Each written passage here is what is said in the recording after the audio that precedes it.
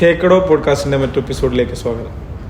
ഇന്നത്തെ എൻ്റെ സംശയം, ഇപ്പോൾ നടന്മാരുടെ വണ്ടികളും വാഹനങ്ങളും മറ്റൊക്കെ ഇങ്ങനെ പിടിക്കണ കേസ് ഇപ്പോൾ നമ്മൾ ദുൽഖർ സൽമാൻ്റെത് കണ്ടു. അതുപോലെ ശരിക്കും എന്താണത് സംഭവം എന്നുള്ളത് പൊതുജനങ്ങൾക്ക് അറിയില്ല. കാരണം വാർത്തകളിൽ ഇങ്ങനെ കാണുന്നല്ലാതെ. അപ്പോൾ എന്താണ് അതിൻ്റെ ഒരു യാഥാർത്ഥ്യം? ഇപ്പോൾ കഴിഞ്ഞ 1-2 ദിവസങ്ങളായിട്ട് ഓപ്പറേഷൻ നംഖോർന്ന്, ഭൂട്ടാൻ ഭാഷയിലിട്ടാണ് നംഖോർ എന്ന് പറഞ്ഞ വാഹനങ്ങൾ എന്നാണ്. അപ്പോൾ ഓപ്പറേഷൻ നംഖോർ എന്ന് പേരിട്ടിട്ട് ഒരു റെയ്ഡ് ഈ പറഞ്ഞ പൃഥ്വിരാജ്, അതുപോലെ ദുൽഖർ സൽമാൻ, പിന്നെ വേറെ ഏതൊരു നടൻ്റെ അമിത് ചക്കാലക്കല തോന്നുന്നുണ്ട്.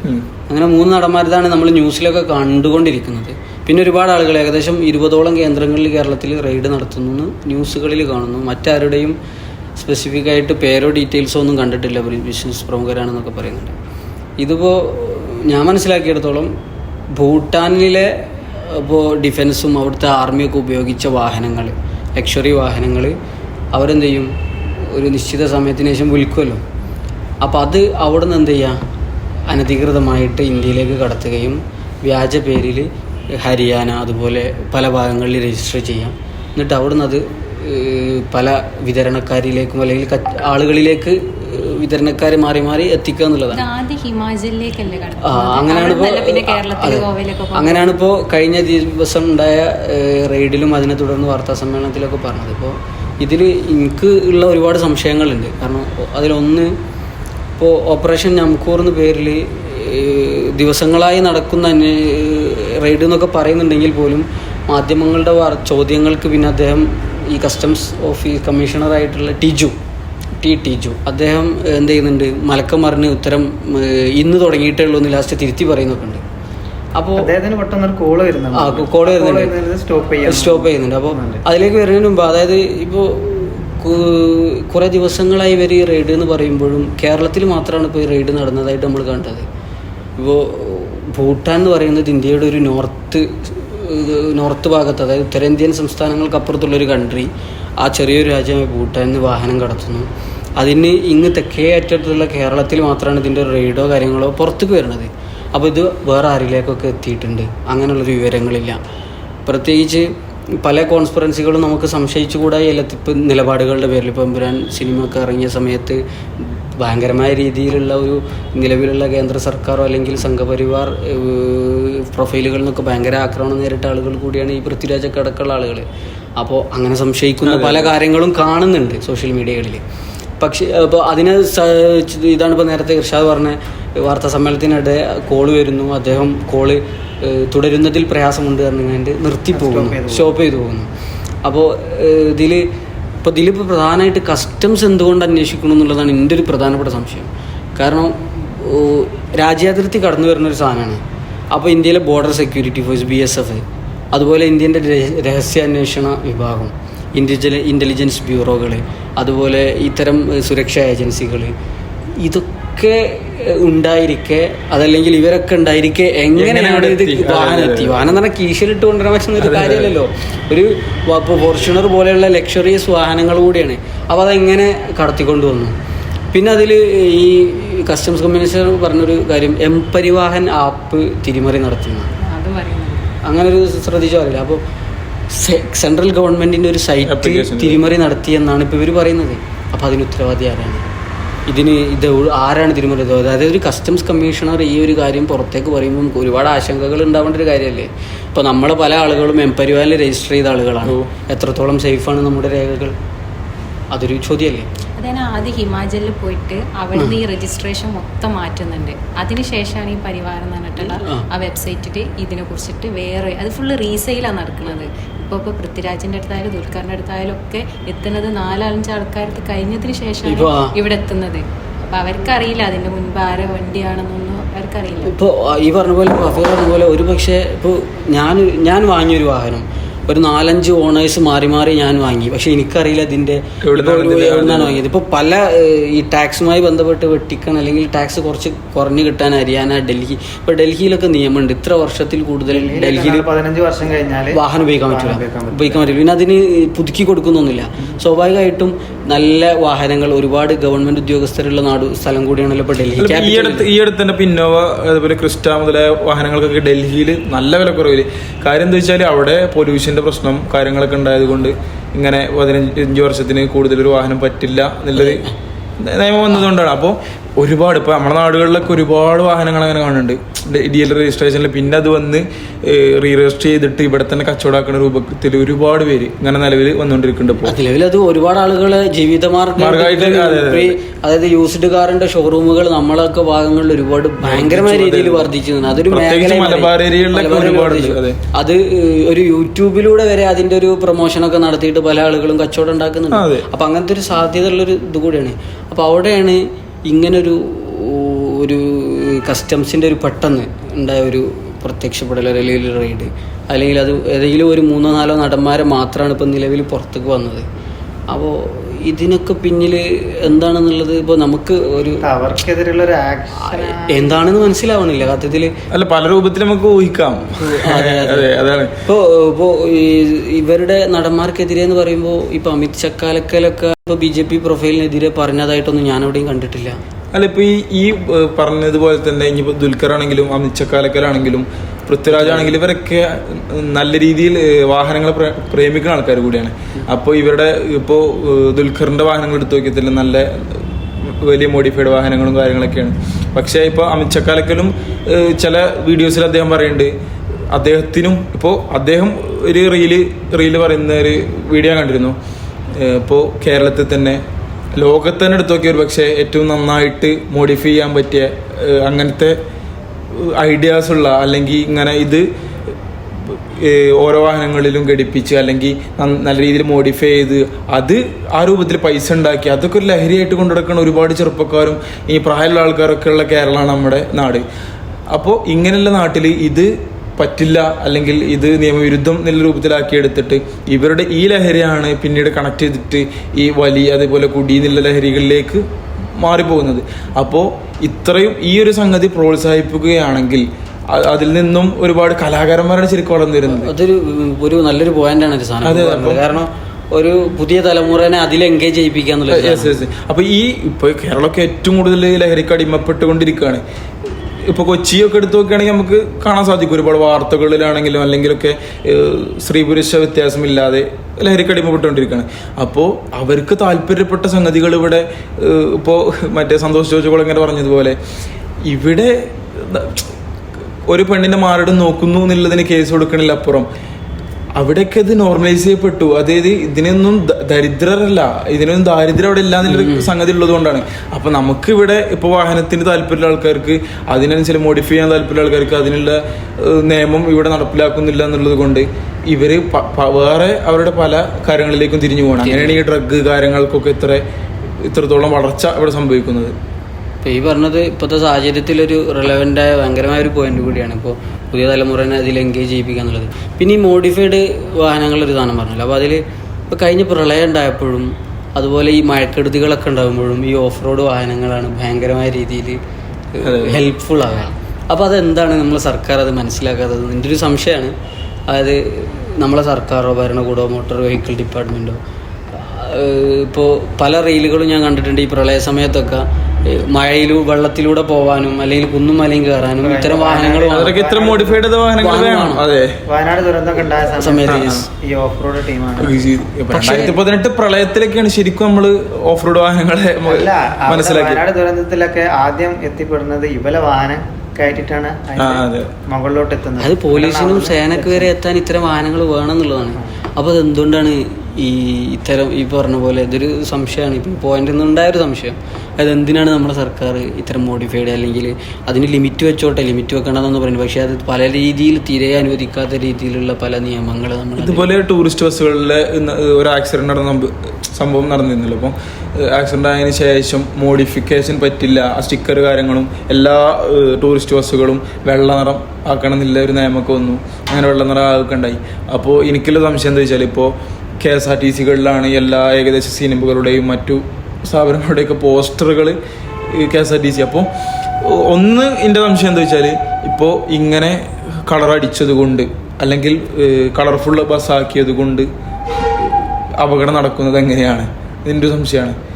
ഇപ്പോൾ അങ്ങനെ ഇപ്പോൾ ആളുകൾ പോയിട്ട് ശ്രദ്ധ തെറ്റി ഇങ്ങനെ നോക്കിയിട്ട് ശ്രദ്ധ തെറ്റി ആക്സിഡന്റ് ഉണ്ടാവാനാണെങ്കിൽ നമ്മൾ പോണ ചുറ്റുപാടുകളിലൊക്കെ ഒരുപാട് ഫ്ലക്സുകൾ, ഇപ്പോൾ അണ്ടർവേഴ്സിന്റെ പരസ്യങ്ങൾ വരെ വലിയ ബോർഡുകളാക്കിയിട്ട് അങ്ങാടികളിലൊക്കെ കൊടുക്കണം. അപ്പം അങ്ങനെ അപകടങ്ങൾ ഉണ്ടാവണ്ടേ? അങ്ങനെ ഒരുപാട് സംശയങ്ങളുണ്ട്. അപ്പോൾ പിന്നെ അങ്ങനെയാണെങ്കിൽ പോലും ഇപ്പോൾ എല്ലാവർക്കും ഈ നിയമം ബാധകമാവണ്ടേ? ഇപ്പോൾ KSRTC എടുത്തു നോക്കുകയാണെങ്കിൽ KSRTC ഒരുപാട് പരസ്യങ്ങൾ KSRTCയിൽ കാണാം.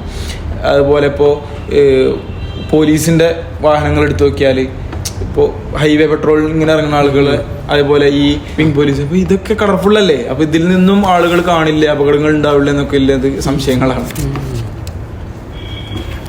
അപ്പോൾ നമുക്കൂറിനെ കുറിച്ച് ഇപ്പോൾ അതാണ് നമുക്ക് ആശങ്കകളാണുള്ളത്. ഇപ്പോൾ വാഹനങ്ങളുമായി ബന്ധപ്പെട്ടിട്ട്, അപ്പോൾ അതുപോലെ മോഡിഫിക്കേഷന് പുതിയ തലമുറയെ എന്തുകൊണ്ട് അതിലേക്ക് എൻഗേജ് ചെയ്യിക്കൂടാ എന്നുള്ളൊരു സംശയം കൂടി നമ്മൾ ഇടുകയാണ്. അഭിപ്രായം പറയാനുള്ള ആളുകൾക്കൊക്കെ ഇതിൽ പറയാവുന്നതാണ്. നിലവിൽ നമ്മളെ നാട് ഇപ്പോൾ ഭയങ്കരമായ രീതിയിൽ ഒരു അമീബിക് മസ്തിഷ്ക ജ്വരം, ഒരു പുതിയൊരു രോഗം ഇപ്പോൾ പടർന്നു പിടിച്ചുകൊണ്ടിരിക്കുകയാണ്. ഇപ്പോൾ കഴിഞ്ഞ ദിവസം വീട്ടിലൊക്കെ പഞ്ചായത്തിൽ നിന്നൊക്കെ ആളുകൾ വന്നു വെള്ളം അല്ലെങ്കിൽ കിണറുകൾ എണ്ണെടുക്കാൻ, വെള്ളത്തിൽ ബ്ലീച്ചിങ് പൗഡർ ഇടാനൊക്കെ ആയിട്ട്. എന്താണ് സത്യത്തിൽ ഒരു ആശങ്കപ്പെടേണ്ട സാഹചര്യമുണ്ടോ? എന്താണ് ഈ രോഗത്തിൻ്റെ കാര്യങ്ങൾ?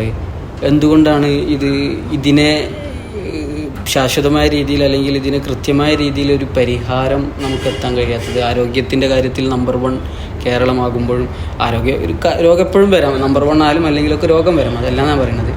പക്ഷേ ഒരുപാട് മരണങ്ങൾ ഇപ്പോൾ അതിൽ റിപ്പോർട്ട് ചെയ്തു. ഇപ്പോൾ കോഴിക്കോടാണെങ്കിലും പല ജില്ലകളിലും 58 മരണങ്ങളോടമായി. പക്ഷേ അതിനൊരു സീരിയസ് ആയിട്ട് എടുത്തിട്ടുണ്ടോ? എങ്ങനെയാണ് ഇപ്പോൾ വെള്ളത്തിലൂടെ വരിക എന്ന് പറയുമ്പോൾ നമ്മളൊക്കെ വെള്ളമില്ലാതെ ഇപ്പം നമുക്കൊന്നും ജീവിക്കാൻ കഴിയില്ലല്ലോ. അപ്പോൾ മുമ്പ് ഞാൻ വാർത്ത വായിച്ചത് ഓർക്കുന്നുണ്ട്, കുളത്തിൽ കുളിച്ച ആ വെള്ളത്തിൽ നിന്ന് അമീബിക് മസ്തിഷ്ക ജ്വരം അങ്ങനെ പകർന്നു. അപ്പോൾ അപ്പോൾ ഇതിനെ കുറിച്ച് എങ്ങനെയാണ്? 2017 നമ്മളെ കേരളത്തിൽ ആദ്യം റിപ്പോർട്ട് ചെയ്യുന്നത്. അന്ന് കാര്യമായ മരണങ്ങളോ കാര്യങ്ങളോ സംഭവിച്ചിട്ടില്ല. 2022 ആയപ്പോഴത്തിന് അതിൻ്റെ കേസുകൾ വർദ്ധിച്ചു. ഇപ്പോൾ 2025 ആയപ്പോഴത്തിന്, അപ്പോൾ കൊറോണക്ക് മുമ്പേ ഉണ്ട് ഇതുണ്ട്. ഇപ്പോൾ സർക്കാർ അല്ലെങ്കിൽ ഗവൺമെൻറ്റിൻ്റെ ഭാഗത്തു നിന്ന് ഒരു പ്രോപ്പറായ ചികിത്സ എന്നുള്ളത് സംവിധാനമല്ല. ഗവൺമെൻറ് ഭാഗത്ത് നമ്മൾ ചോദിക്കുമ്പോൾ സർക്കാരിനെന്ത് കറക്റ്റ് ഉത്തരം പറയാൻ കഴിയുന്നില്ല. ഇതിൻ്റെ ചികിത്സാ രീതി എങ്ങനെയാണ്, പഠനങ്ങൾ നടത്തുകയാണെന്ന് ഇവർ പറയുന്നത്. ഈ ഒരു സമയം വരെ ഗവൺമെൻറ്റിൻ്റെ ഭാഗത്തു നിന്ന് എവിടെ നിന്നാണ് രോഗം വരുന്നത് എന്നും, ഇപ്പോൾ വീട്ടിലത്തെ ഷവറിന്ന് കുളിച്ച ആൾക്ക് വരെ രോഗം ഉണ്ടായിട്ടുണ്ട്. ഇത് വെള്ളം കുടിച്ചാലോ അല്ലെങ്കിൽ നമ്മൾ കുളിച്ചാലോ വരില്ല എന്നാണ് പറയുന്നത്. അതായത് വെള്ളം മൂക്കിൽ കൂടെ ഡയറക്റ്റ് തലച്ചോറിലേക്ക് എത്തുന്ന അവസ്ഥ. അതിപ്പോൾ നമ്മൾ ഊതു കൊടുക്കില്ല നമ്മളെ ഇതില്, അപ്പോൾ ഊതു കൊടുക്കുമ്പോൾ നമ്മൾ മൂക്കിലേക്ക് ചീറ്റില്ല. അതിപ്പോൾ നമുക്ക് ഇല്ലാതാക്കാൻ പറ്റൂലല്ലോ. അതേമാതിരി ഇപ്പോൾ പല ഇതിലും പറയുന്നുണ്ട്, അതിപ്പോൾ നമ്മുടെ ഇസ്ലാമിക്കിന്റെ ഒരു പ്രോട്ടോക്കോളാണ്, അത് ഒഴിവാക്കാൻ പറ്റൂല. അപ്പോൾ മുങ്ങി കുളിക്കുമ്പോഴും ഈ ജലാശയങ്ങളിൽ നിന്നിട്ട് മൂക്കിലേക്ക് കറക്റ്റ് വെള്ളം ചീറ്റിയിട്ട് അത് തലച്ചോറിലേക്ക് എത്താം. അല്ല, ഞാൻ എൻ്റെ ഒരു സംശയം, ഇതിൻ്റെ ഒരു കാരണം എന്താ? ഇപ്പോൾ വരാൻ 2017 തുടങ്ങിയെന്ന് പറഞ്ഞു. ഇപ്പോൾ കുളത്തിൽ ഇറങ്ങണത് ഇപ്പോൾ അതല്ലല്ലോ, സ്വിമ്മിംഗ് പൂള് ക്ലോറിനേറ്റ് ചെയ്യാതെ സാധ്യത ഉണ്ടല്ലോ. അല്ല, ഇപ്പൊ പ്രകൃതി ഇപ്പൊ കുളത്തുനിന്ന് കുളിച്ചെന്നൊക്കെ ഉണ്ടായി എന്നൊക്കെ പറഞ്ഞല്ലോ.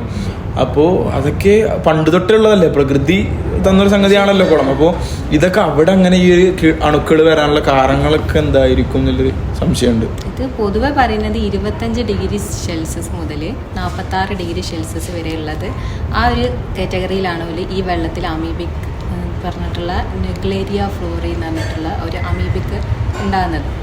അത് മുഖേന ആൾക്കാരിൽ ഡയറക്റ്റ് കുടിച്ചാലോ ഒന്നും അത് വരില്ല. കാരണം പ്രധാനമായിട്ട് മൂക്കിലൂടെ വെള്ളത്തിൽ കയറിയിട്ടാണ് പഠനങ്ങൾ പറയുന്നത്. ഇതിന്റെ സത്യാവസ്ഥ എന്താണെന്ന് അതിനുശേഷം നടക്കുന്ന പ്രോസസ് എന്താണ്? ഇപ്പൊ ഈ അണുബാധ ശരീരത്തിനകത്തേക്ക് കടന്നു കഴിഞ്ഞിട്ട് തലച്ചോറിലേക്ക് ഡയറക്റ്റ് പോവുക. ഇതിപ്പോ ഇവിടെ മാത്രമല്ല, 1962 ഇപ്പൊ 2021 വരെ അമേരിക്കയിൽ 187 കേസുകൾ റിപ്പോർട്ട് ചെയ്തിരിക്കണേ. അതിലാകെ 4 ആൾക്കാരെ രക്ഷപ്പെട്ടുള്ളൂ. എത്ര കാലഘട്ടത്തിനിടയിൽ? 1923. പക്ഷെ ഇപ്പൊ ഈ 2025-24 ഈ ഒരു സമയത്ത് കേരളത്തിൽ എത്ര എണ്ണം റിപ്പോർട്ട് ചെയ്തു? ഏകദേശം 58. റേഷ്യോ ഭയങ്കര കൂടുതലാണ്. വൃത്തിയില്ലാത്ത നമ്മള് മലിനീകരിക്കല്ലേ, നമ്മള് ഒരു വ്യക്തിയിൽ നിന്ന് മറ്റൊരു വ്യക്തിയിലേക്ക് പടരുന്നില്ല. അമീബ ഫസ്റ്റ് നമ്മുടെ ബോഡിയിലേക്ക് കയറിയാൽ 12 ദിവസത്തിനുള്ളിൽ ലക്ഷണങ്ങൾ കാട്ടും. കടുത്ത പനി, ഛർദി, അങ്ങനത്തതൊക്കെ. പക്ഷേ ജനങ്ങളെന്താ നമ്മൾ സെൽഫായിട്ട് ഡോളോ വാങ്ങും, പാരസെറ്റമോൾ കഴിക്കും, ഡോക്ടറെ കൺസൾട്ട് ചെയ്യുന്നില്ല. അത് മുഖേന ഇത് വളരും. അതിനുശേഷം അപസ്മാരം, വെളിച്ചത്തിലൊക്കെ നോക്കാത്ത അവസ്ഥ, അതൊക്കെ വന്ന് പെട്ടെന്ന് ആൾ മരിക്കും. സത്യം പറഞ്ഞാൽ നമ്മൾ സ്വയം രക്ഷ ചെയ്യാണ്, ചികിത്സ ചെയ്യാണ് ഇപ്പോൾ എല്ലാവരും. പക്ഷെ ഒരിക്കലും നമ്മളെ ആൻറ്റിബോഡി പിന്നെ കുറച്ച് കഴിഞ്ഞാലും മരുന്നുകളൊന്നും റിയാക്ട് ചെയ്യില്ല. ഇത്ര ആൾക്കാർ ഒരു പനി വരുമ്പോഴത്തേ നമ്മൾ പാരസെറ്റമോൾ കഴിക്കും, അല്ലെങ്കിൽ ഡോളോ കഴിക്കും. കുട്ടികൾക്കാണെങ്കിൽ പാരസെറ്റമോളിൻ്റെ സിറപ്പ് എടുത്ത് വാങ്ങിക്കൊടുക്കും. പക്ഷേ ഒരു ബോട്ടിൽ പൊട്ടിച്ചാൽ അത് ഒരു 2 ആഴ്ചൻ്റെ ഉള്ളിൽ അത് പിന്നെ ഉപയോഗിക്കാൻ പറ്റില്ല. പിന്നെ 1 മാസം കഴിഞ്ഞിട്ട് പനി വന്നാൽ അതേ ബോട്ടിലെടുത്തിട്ടാണ് കുട്ടികൾക്ക് കൊടുക്കുന്നത്. സത്യം പറഞ്ഞാൽ നമ്മൾ ജനറേഷനൊക്കെ നമ്മൾ ആ ഭയം വേണ്ട, ജാഗ്രത മതി പറഞ്ഞില്ല. ജാഗ്രത കുറവിൻ്റെ പല വിഷയങ്ങളാണ്. സർക്കാർ ഇപ്പം നടത്തിയില്ലേ ആഗോള അയ്യപ്പ സംഗമം, അതിനെ കുറിച്ച് എന്താ പറയുന്നത്? എനിക്കിതിൻ്റെ ഒരു സംശയം, അയ്യപ്പ സംഗമം സർക്കാരാണോ നടത്തേണ്ടത് അല്ലെങ്കിൽ ഈ ഭക്തജനങ്ങളാണോ നടത്തേണ്ടത് എന്നുള്ളത് വലിയൊരു സംശയം തന്നെയാണ്. ഇത് അയ്യപ്പ സംഗമം എന്ന് പറയുന്നത് അവരാ മതത്തിൻ്റെ ആ ചട്ടക്കൂടിൽ കൊണ്ടുപോകണ ഒരു സംവിധാനമാണ്. ഇത് സർക്കാർ മുൻകൈ നടത്തിയത് സർക്കാരിൻ്റെ നേട്ടം സർക്കാരിന് ലഭിക്കാനാണോ, അല്ലെങ്കിൽ ഇത് അയ്യപ്പ ഭക്തർക്ക് ഒരു അവരുടെ വിശ്വാസ ആചാരങ്ങളൊക്കെ പിന്നെ ഒന്ന് ആത്മാവിലോട്ട് എന്താ വെച്ചാൽ അവരുടെ ഉറപ്പിക്കാനുള്ള ഒരു സംഭവമാണെന്നുള്ളത് നല്ല സംശയമുണ്ട്. ഇതിൽ ഒരു വിരോധാഭാസം എന്താ വെച്ചാൽ 2018 എനിക്ക് തോന്നുന്നത് ശബരിമലയുമായി ബന്ധപ്പെട്ട് ഭയങ്കരമായ രീതിയിൽ സ്ത്രീ പ്രവേശനം സർക്കാർ മുൻകൈയെടുത്ത് സുപ്രീം കോടതി വരെ എത്തുകയും അവസാനം സ്ത്രീകളെ പ്രവേശിപ്പിക്കുന്നുവെന്ന നിലപാടിൽ സർക്കാർ ഉറച്ചു നിൽക്കുകയും പോലീസ് പ്രൊട്ടക്ഷനിൽ 4-5 വനിതകളൊക്കെയാണ് കയറ്റുകയും ചെയ്തു. ആ സർക്കാരാണ് അന്ന് ശബരിമല, അതായത് പാരമ്പര്യമായിട്ട് ഇപ്പോൾ ഓരോ മതങ്ങൾക്കും ഓരോ വിശ്വാസമുണ്ട്. ഇപ്പോൾ ഇവിടുത്തെ ഹിന്ദുവിനും ക്രിസ്തവനും മുസ്ലിമിനും ഒക്കെ അവരവരുടേതായ വിശ്വാസങ്ങളുണ്ട്. പക്ഷേ ശബരിമലയുമായി ബന്ധപ്പെട്ട് നോക്കുമ്പോൾ അത്തരം ഒരു വിശ്വാസത്തിലാണ് അന്നത്തെ സർക്കാർ കൈകടത്തിയിട്ടുള്ളത്. അവരുടെ ഒരു വിശ്വാസം അവിടെ സ്ത്രീകളായിട്ട് ഒരു ഏജ് കാറ്റഗറി ഉണ്ട്, കുട്ടികൾക്ക് പോകാം, പിന്നെ മുതിർന്നാലും പോകാൻ തോന്നുന്നുണ്ട്. അതിൻ്റെ ഇടയിലുള്ള 50 എത്ര ഒരു വയസ്സാണ്. അപ്പോൾ ആ വയസ്സിൻ്റെ ഉള്ളിലുള്ള ആളുകൾക്ക് സ്ത്രീകൾക്ക് അവിടെ പ്രവേശനമില്ല. പക്ഷെ അത് സർക്കാർ നടത്തി, ഒരു വിപ്ലവകരമായ ഒരു രീതിയിൽ അവർ നടത്തി. ആ സർക്കാരാണ് കഴിഞ്ഞ ദിവസം അയ്യപ്പ ഭക്തജനങ്ങൾക്ക് വേണ്ടിയിട്ട് ഒരു ആഗോള അയ്യപ്പ സംഗമം നടത്തിയിട്ടുള്ളത്. അപ്പോൾ എങ്ങനെ സർക്കാരിന് ഇവിടെ പ്രത്യേകിച്ചൊരു കമ്മ്യൂണിസ്റ്റ് ഭരണകൂടം അല്ലെങ്കിൽ ഇടതുപക്ഷ ഭരണകൂടത്തിന് ഇതിങ്ങനെ സാധിക്കുന്നു എന്നുള്ളതാണ്. 3ാം ഭരണം അല്ലെങ്കിൽ 3ാം തവണയുള്ള ഒരു സർക്കാരിനെ ഗവൺമെൻറ് പിടിക്കുക എന്നുള്ളതാണോ എന്ന് മനസ്സിലാവണില്ല. ഇതിൽ ഈ ഒരു കോടതി വിധി ഒരു 3 ഘട്ടങ്ങളിലൂടെയാണ് വന്നതെന്ന് എനിക്ക് തോന്നുന്നുണ്ട്. 1990 അതായത് ശബരിമലയിലേക്ക് അവിടെ എന്താ വെച്ചാൽ ഒരു ഫോട്ടോ, അത് അവിടുത്തെ എന്തോ ഒരു പരിപാടി ഫോട്ടോ എന്ത് ചെയ്ത് പത്രമാധ്യമങ്ങളിലൊക്കെ നല്ല വ്യാപകമായിട്ട് പ്രചരിപ്പിച്ച്. അങ്ങനെ അതെന്തോ അവിടുത്തെ തന്ത്രിനെ കുറിച്ച് എന്തോ പറയപ്പെടുകയുണ്ടായി തോന്നുന്നുണ്ട്. അങ്ങനെ അത് കോടതിയിൽ കേസ് പോയി. പിന്നെ അങ്ങനെ 90 ഇത് വന്ന് 91 വിധി വന്ന് ഇതിൽ പിന്നെ സ്ത്രീ പ്രവേശനം പാടില്ല എന്ന് പറഞ്ഞിട്ട് വന്ന്. പിന്നെ അതിൻ്റെ സുപ്രീം കോടതി വിധി വരുന്നത് 2018 സെപ്റ്റംബർ മാസത്തിലാണ് ഈ വിധി വരുന്നത്. അങ്ങനെ 2018 LDF ഭരണത്തിലാണ് ഇവർ സ്ത്രീ പ്രവേശനം സുപ്രീം കോടതി വിധിയാണെന്നുള്ളതാണ് കയറ്റുന്നത്. അന്നിതിൽ ഈ പിന്നെ BJP ആവട്ടെ, കോൺഗ്രസ് ആവട്ടെ, CPM ആവട്ടെ, ആരും ഇതിനൊരു ഈ വിധി മാനിച്ചുകൊണ്ട് പോയി. പക്ഷെ അതിൽ പ്രധാനമായിട്ടും NSS Nair service society Sukumaran നായരുടെ നേതൃത്വത്തിലുള്ള ഈ സംഘടന അതിനെ ഇവർ സംഘടിച്ച് നിന്നിട്ട് എതിർത്തു. ഇവരെ കയറ്റാൻ പാടില്ല എന്ന് പറഞ്ഞു. അങ്ങനെയാണ് ഇതിൻ്റെ ഓരോ ഘട്ടങ്ങളായിട്ട്. പക്ഷേ ഈ NSS എതിർത്തു എന്ന് പറഞ്ഞു. 2025 അയ്യപ്പ സംഘം എത്തുമ്പോഴേക്ക് ഇപ്പോൾ എവിടെ എത്തിയെന്ന് വെച്ചാൽ, ഇപ്പോൾ ഉദാഹരണം കമ്മ്യൂണിസ്റ്റ് ആചാര്യന്മാരൊക്കെ പറഞ്ഞിട്ടുള്ളത് മതം മനുഷ്യനെ മയക്കുന്ന കറുപ്പ് എന്നുള്ളതാണ്. പക്ഷേ അധികാരത്തിന് വേണ്ടിയിട്ടാണോ ഇപ്പോഴത്തെ ഭരണകൂടം ഇങ്ങനെ ചെയ്യുന്നത് എന്നുള്ളതൊരു വലിയ സംശയമാണ്.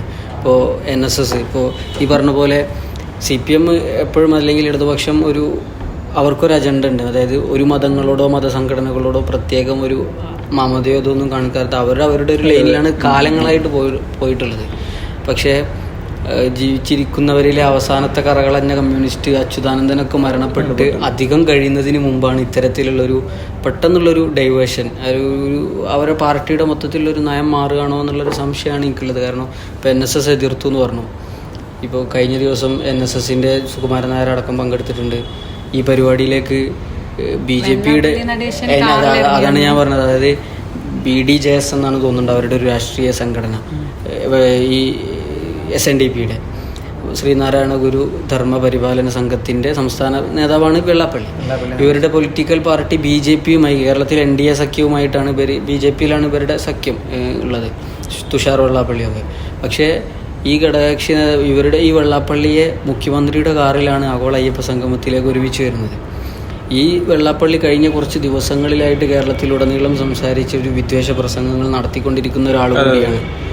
അപ്പോൾ ഇപ്പോൾ NSSൻ്റെ സുകുമാരൻ നായർ പങ്കെടുത്തു. ഭയങ്കരമായ രീതിയിലുള്ള പിന്തുണ. ഇപ്പോൾ കഴിഞ്ഞതിൽ ശബരിമല പ്രവേശനവുമായി ബന്ധപ്പെട്ട് ഭയങ്കരമായ ഒരു എതിർപ്പ് NSSന് CPMനുണ്ടായിരുന്നു. ഇപ്പോൾ ഈ ഒരു വിഷയത്തിൽ അവർ സപ്പോർട്ടുമുണ്ട്. ഇപ്പോൾ കഴിഞ്ഞ ദിവസം മൂപ്പര് പറഞ്ഞത് ഈ വിഷയം പറഞ്ഞുകൊണ്ട് കോൺഗ്രസോ BJPയോ പെരുന്നയിലേക്ക് വരണ്ടെന്നാണ്, പെരുന്നയിലെ NSS സ്ഥാനത്തേക്ക് വരണ്ടെന്നാണ് സുകുമാരൻ നായർ പറഞ്ഞത്. അപ്പോൾ ഒരു ഭരണകൂടം ഏത് രീതിയിൽ കഴിഞ്ഞൊരു കുറഞ്ഞ കാലത്തിനുള്ളിൽ കേരളത്തിൽ വോട്ടിന് വേണ്ടി ഇപ്പോൾ വിശ്വാസം വരെ ആകാം. ഇപ്പോൾ കഴിഞ്ഞ ദിവസം പറഞ്ഞത് ഞങ്ങൾ വിശ്വാസികളോടൊപ്പമാണെന്നാണ് പല നേതാക്കളും പറഞ്ഞിട്ടുള്ളത്. എല്ലാ നേതാക്കളും പറഞ്ഞിട്ടുണ്ട്, പല നേതാക്കളും പറഞ്ഞിട്ടുണ്ട്. ഇപ്പോൾ അതിൻ്റെ ഏറ്റവും ലേറ്റസ്റ്റ് ഇപ്പോൾ ഒരു കാര്യമാണ് സജി ചെറിയാൻ. കഴിഞ്ഞ ദിവസങ്ങളാരും ശ്രദ്ധിച്ചോന്നറിയില്ല, മാതാമൃതാനന്ദമയുമായി ബന്ധപ്പെട്ടിട്ടുള്ള ഒരു രജത ജൂബിലി ആഘോഷമാണ് തോന്നുന്നത്. അതിൽ പോയിട്ട് സത്യത്തിൽ അമൃതാനന്ദമയോ അല്ലെങ്കിൽ അവരുടെ വിശ്വാസങ്ങളോ നമ്മളാരും എതിർക്കല്ല, അവർക്ക് വിശ്വാസവും കാര്യങ്ങളുണ്ട്. പക്ഷെ ഒരു ആൾദൈവം മോഡലാണ് ഞാൻ മനസ്സിലാക്കിയിട്ടുള്ളൂ. ഹൈന്ദവ സമൂഹത്തിലാണെങ്കിലും ഒരു ആൾദൈവമായിട്ട് സ്വയം പ്രഖ്യാപിത രീതിയിലാണല്ലോ അവരുടെ പോക്ക്. അപ്പോൾ ആൾദൈവങ്ങളോടൊക്കെ ഏതായിരുന്നു CPM ഈ പാർട്ടിയുടെ അല്ലെങ്കിൽ സംഘടന നിലപാടെന്തായിരുന്നു? അവിടെ പോയിട്ടാണ് അവർ പോയി ചുംബിക്കുന്നതും അത് ഭയങ്കര ഒരു അനുഗ്രഹമായിട്ട് കണക്കാക്കുകയും ചെയ്യുകയാണ് മതങ്ങൾക്കും മതവിശ്വാസങ്ങൾക്കും എതിരെ നിന്നൊരു പാർട്ടി. ഇത് CPMന്റെ ഒരു എന്താ പറയാ ആ ഒരു അവസാനമാണോ എന്നുള്ളൊരു തോന്നലാണ്. കാര്യം CPM ഇങ്ങനെ ആയിരുന്നില്ലല്ലോ, ആചാര്യന്മാരൊന്നും ഇങ്ങനെ ആയിരുന്നില്ല. അപ്പൊ അവസാനത്തെ ഒരു കമ്മ്യൂണിസ്റ്റിന്റെ VS പോയതോടുകൂടി കമ്മ്യൂണിസ്റ്റ് അവസാനിച്ചോ എന്നുള്ള ചോദ്യം ഇതിനുള്ളിൽ ഉയരുന്നുണ്ട്. ആ രൂപത്തിലാണ് ഇവരുടെ മറ്റു കാര്യങ്ങളെല്ലാം ഇപ്പൊ നടന്നുകൊണ്ടിരിക്കുന്നത്. ഇതിൽ പ്രധാനമായ ലക്ഷ്യമിടുന്നത് അടുത്ത തദ്ദേശ തെരഞ്ഞെടുപ്പ്, അത് കഴിഞ്ഞ് 2026 വരുന്ന നിയമസഭാ തെരഞ്ഞെടുപ്പ്. ഞാനിതിൽ പ്രതീക്ഷിച്ചത് CPI എങ്കിലും ഇതിനെ എതിർത്ത് പറയുമെന്ന് ഞാൻ വിചാരിച്ചിരുന്നു. കാരണം CPMനേക്കാളും കുറച്ചുകൂടി സ്ട്രോങ് ആയിട്ട് പല വിഷയങ്ങളിലും ആശയങ്ങളിലുള്ളതാണ് CPI. പക്ഷേ പിന്നെ വിഷയമൊക്കെ ഇതിനെ സ്വാഗതം ചെയ്തിട്ടാണ് പറഞ്ഞത് തോന്നുന്നത്. ഇതിൽ പിന്നെ മറ്റൊന്ന് പറയുന്നത് പ്രധാനമായിട്ടും കോൺഗ്രസ്സിന് ഇപ്പം ഈ NSS ആയാലും SNDP ആയാലും തിരുവിതാംകൂർ മേഖലയിലൊക്കെ നല്ല സ്വാധീനം ചെലുത്തുന്ന ഒരു സംഘടനയാണ് കോൺഗ്രസ്. അല്ല, NSSഉം SNDP ഒക്കെ തിരുവിതാംകൂർ, അതായത് തിരുവനന്തപുരം, കൊല്ലം, പത്തനംതിട്ട, ആലപ്പുഴ ഈ ജില്ലകളിലൊക്കെ അവിടെയൊക്കെ പല കാര്യങ്ങളും ഈ കരയോഗങ്ങളാണ് തീരുമാനിക്കല്. ഏകദേശം ഈ NSSന് 5000-ഓളം കരയോഗങ്ങളുണ്ട്. 152 സ്ഥാപനങ്ങൾ, വിദ്യാഭ്യാസ സ്ഥാപനങ്ങളൊക്കെ ഇവരെ കീഴിൽ പ്രവർത്തിക്കുന്നുണ്ട്. ഈ NSSന്റെ അവസാന വാക്ക് സുകുമാരൻ നായരനായിരിക്കും. ഇദ്ദേഹം പറയുന്നതായിരിക്കും ഇവരുടെ എന്ത് കാര്യത്തിൻ്റെയും അവസാന വാക്ക്. ഇപ്പോൾ മലയാള സിനിമ ഒരുപാട് സിനിമകൾ ഇപ്പോൾ ഇറങ്ങിക്കൊണ്ടിരിക്കുന്നുണ്ട്, ബാക്ക് ടു ബാക്ക് ഇറങ്ങിക്കൊണ്ടിരിക്കുന്നുണ്ട്. പലതും ഈ അടുത്ത കാലങ്ങൾ, ഇപ്പോൾ എനിക്ക് തോന്നുന്നു 2024-ലും 2025-ലും ഇറങ്ങിയതാണ്. പലതും റെക്കോർഡുകൾ ഭേദിച്ചുകൊണ്ട് മുന്നേറണമെന്നൊക്കെ. ഇപ്പോൾ അടുത്തിറങ്ങിയ ലോക, അതുപോലെ സിനിമാ ഫീൽഡുമായി ബന്ധപ്പെട്ട് സിനിമയിൽ ലോക ഇറങ്ങി, അതുപോലെ പല സിനിമകൾ ഇപ്പോൾ ഇറങ്ങിക്കൊണ്ടിരിക്കുന്നു. ഇപ്പോൾ സൈനികം ഒരുപാട് വിലക്ക് അസോസിയേഷനുകളുമായി ബന്ധപ്പെട്ടൊക്കെയുള്ള വിലക്കുകളൊക്കെ ഒരുപാട് ഉണ്ടായിരുന്നു. ഇപ്പോൾ ലാസ്റ്റ് ഒരു ബാൾട്ടി എന്ന് പറഞ്ഞിട്ടൊരു സിനിമ ഇറങ്ങി. അതൊക്കെ ഭയങ്കര സൂപ്പർ സിനിമകളാണ് എന്നാണ് പല ആളുകളും കണ്ടവരൊക്കെ പ്രതികരിക്കുന്നത്. അതുപോലെ സിനിമാ ഫീൽഡുമായി ബന്ധപ്പെട്ടിട്ട് പല വിഷയങ്ങൾ, ഇപ്പോൾ മെക്സിക്കൻ അപാരതയുമായി ബന്ധപ്പെട്ടിട്ട് ഒരു പൊളിറ്റിക്കൽ ഡിസ്കഷൻ ഇപ്പോൾ നടന്നുകൊണ്ടിരിക്കുന്നുണ്ട്. അതിലൊക്കെ എന്താണ് നിങ്ങൾക്ക് പറയാനുള്ളത് ഇപ്പോഴത്തെ സിനിമ ഇൻഡസ്ട്രി? ഇപ്പം മലയാളം ഇൻഡസ്ട്രീനെ സംബന്ധിച്ചിടത്തോളം ഇന്ത്യയിൽ തന്നെ ഇപ്പോൾ ഏറ്റവും നല്ല സിനിമകൾ, കാമ്പുള്ള സിനിമകളൊക്കെ ജനങ്ങൾക്ക് സമ്മാനിച്ചുകൊണ്ടിരിക്കുകയാണ്.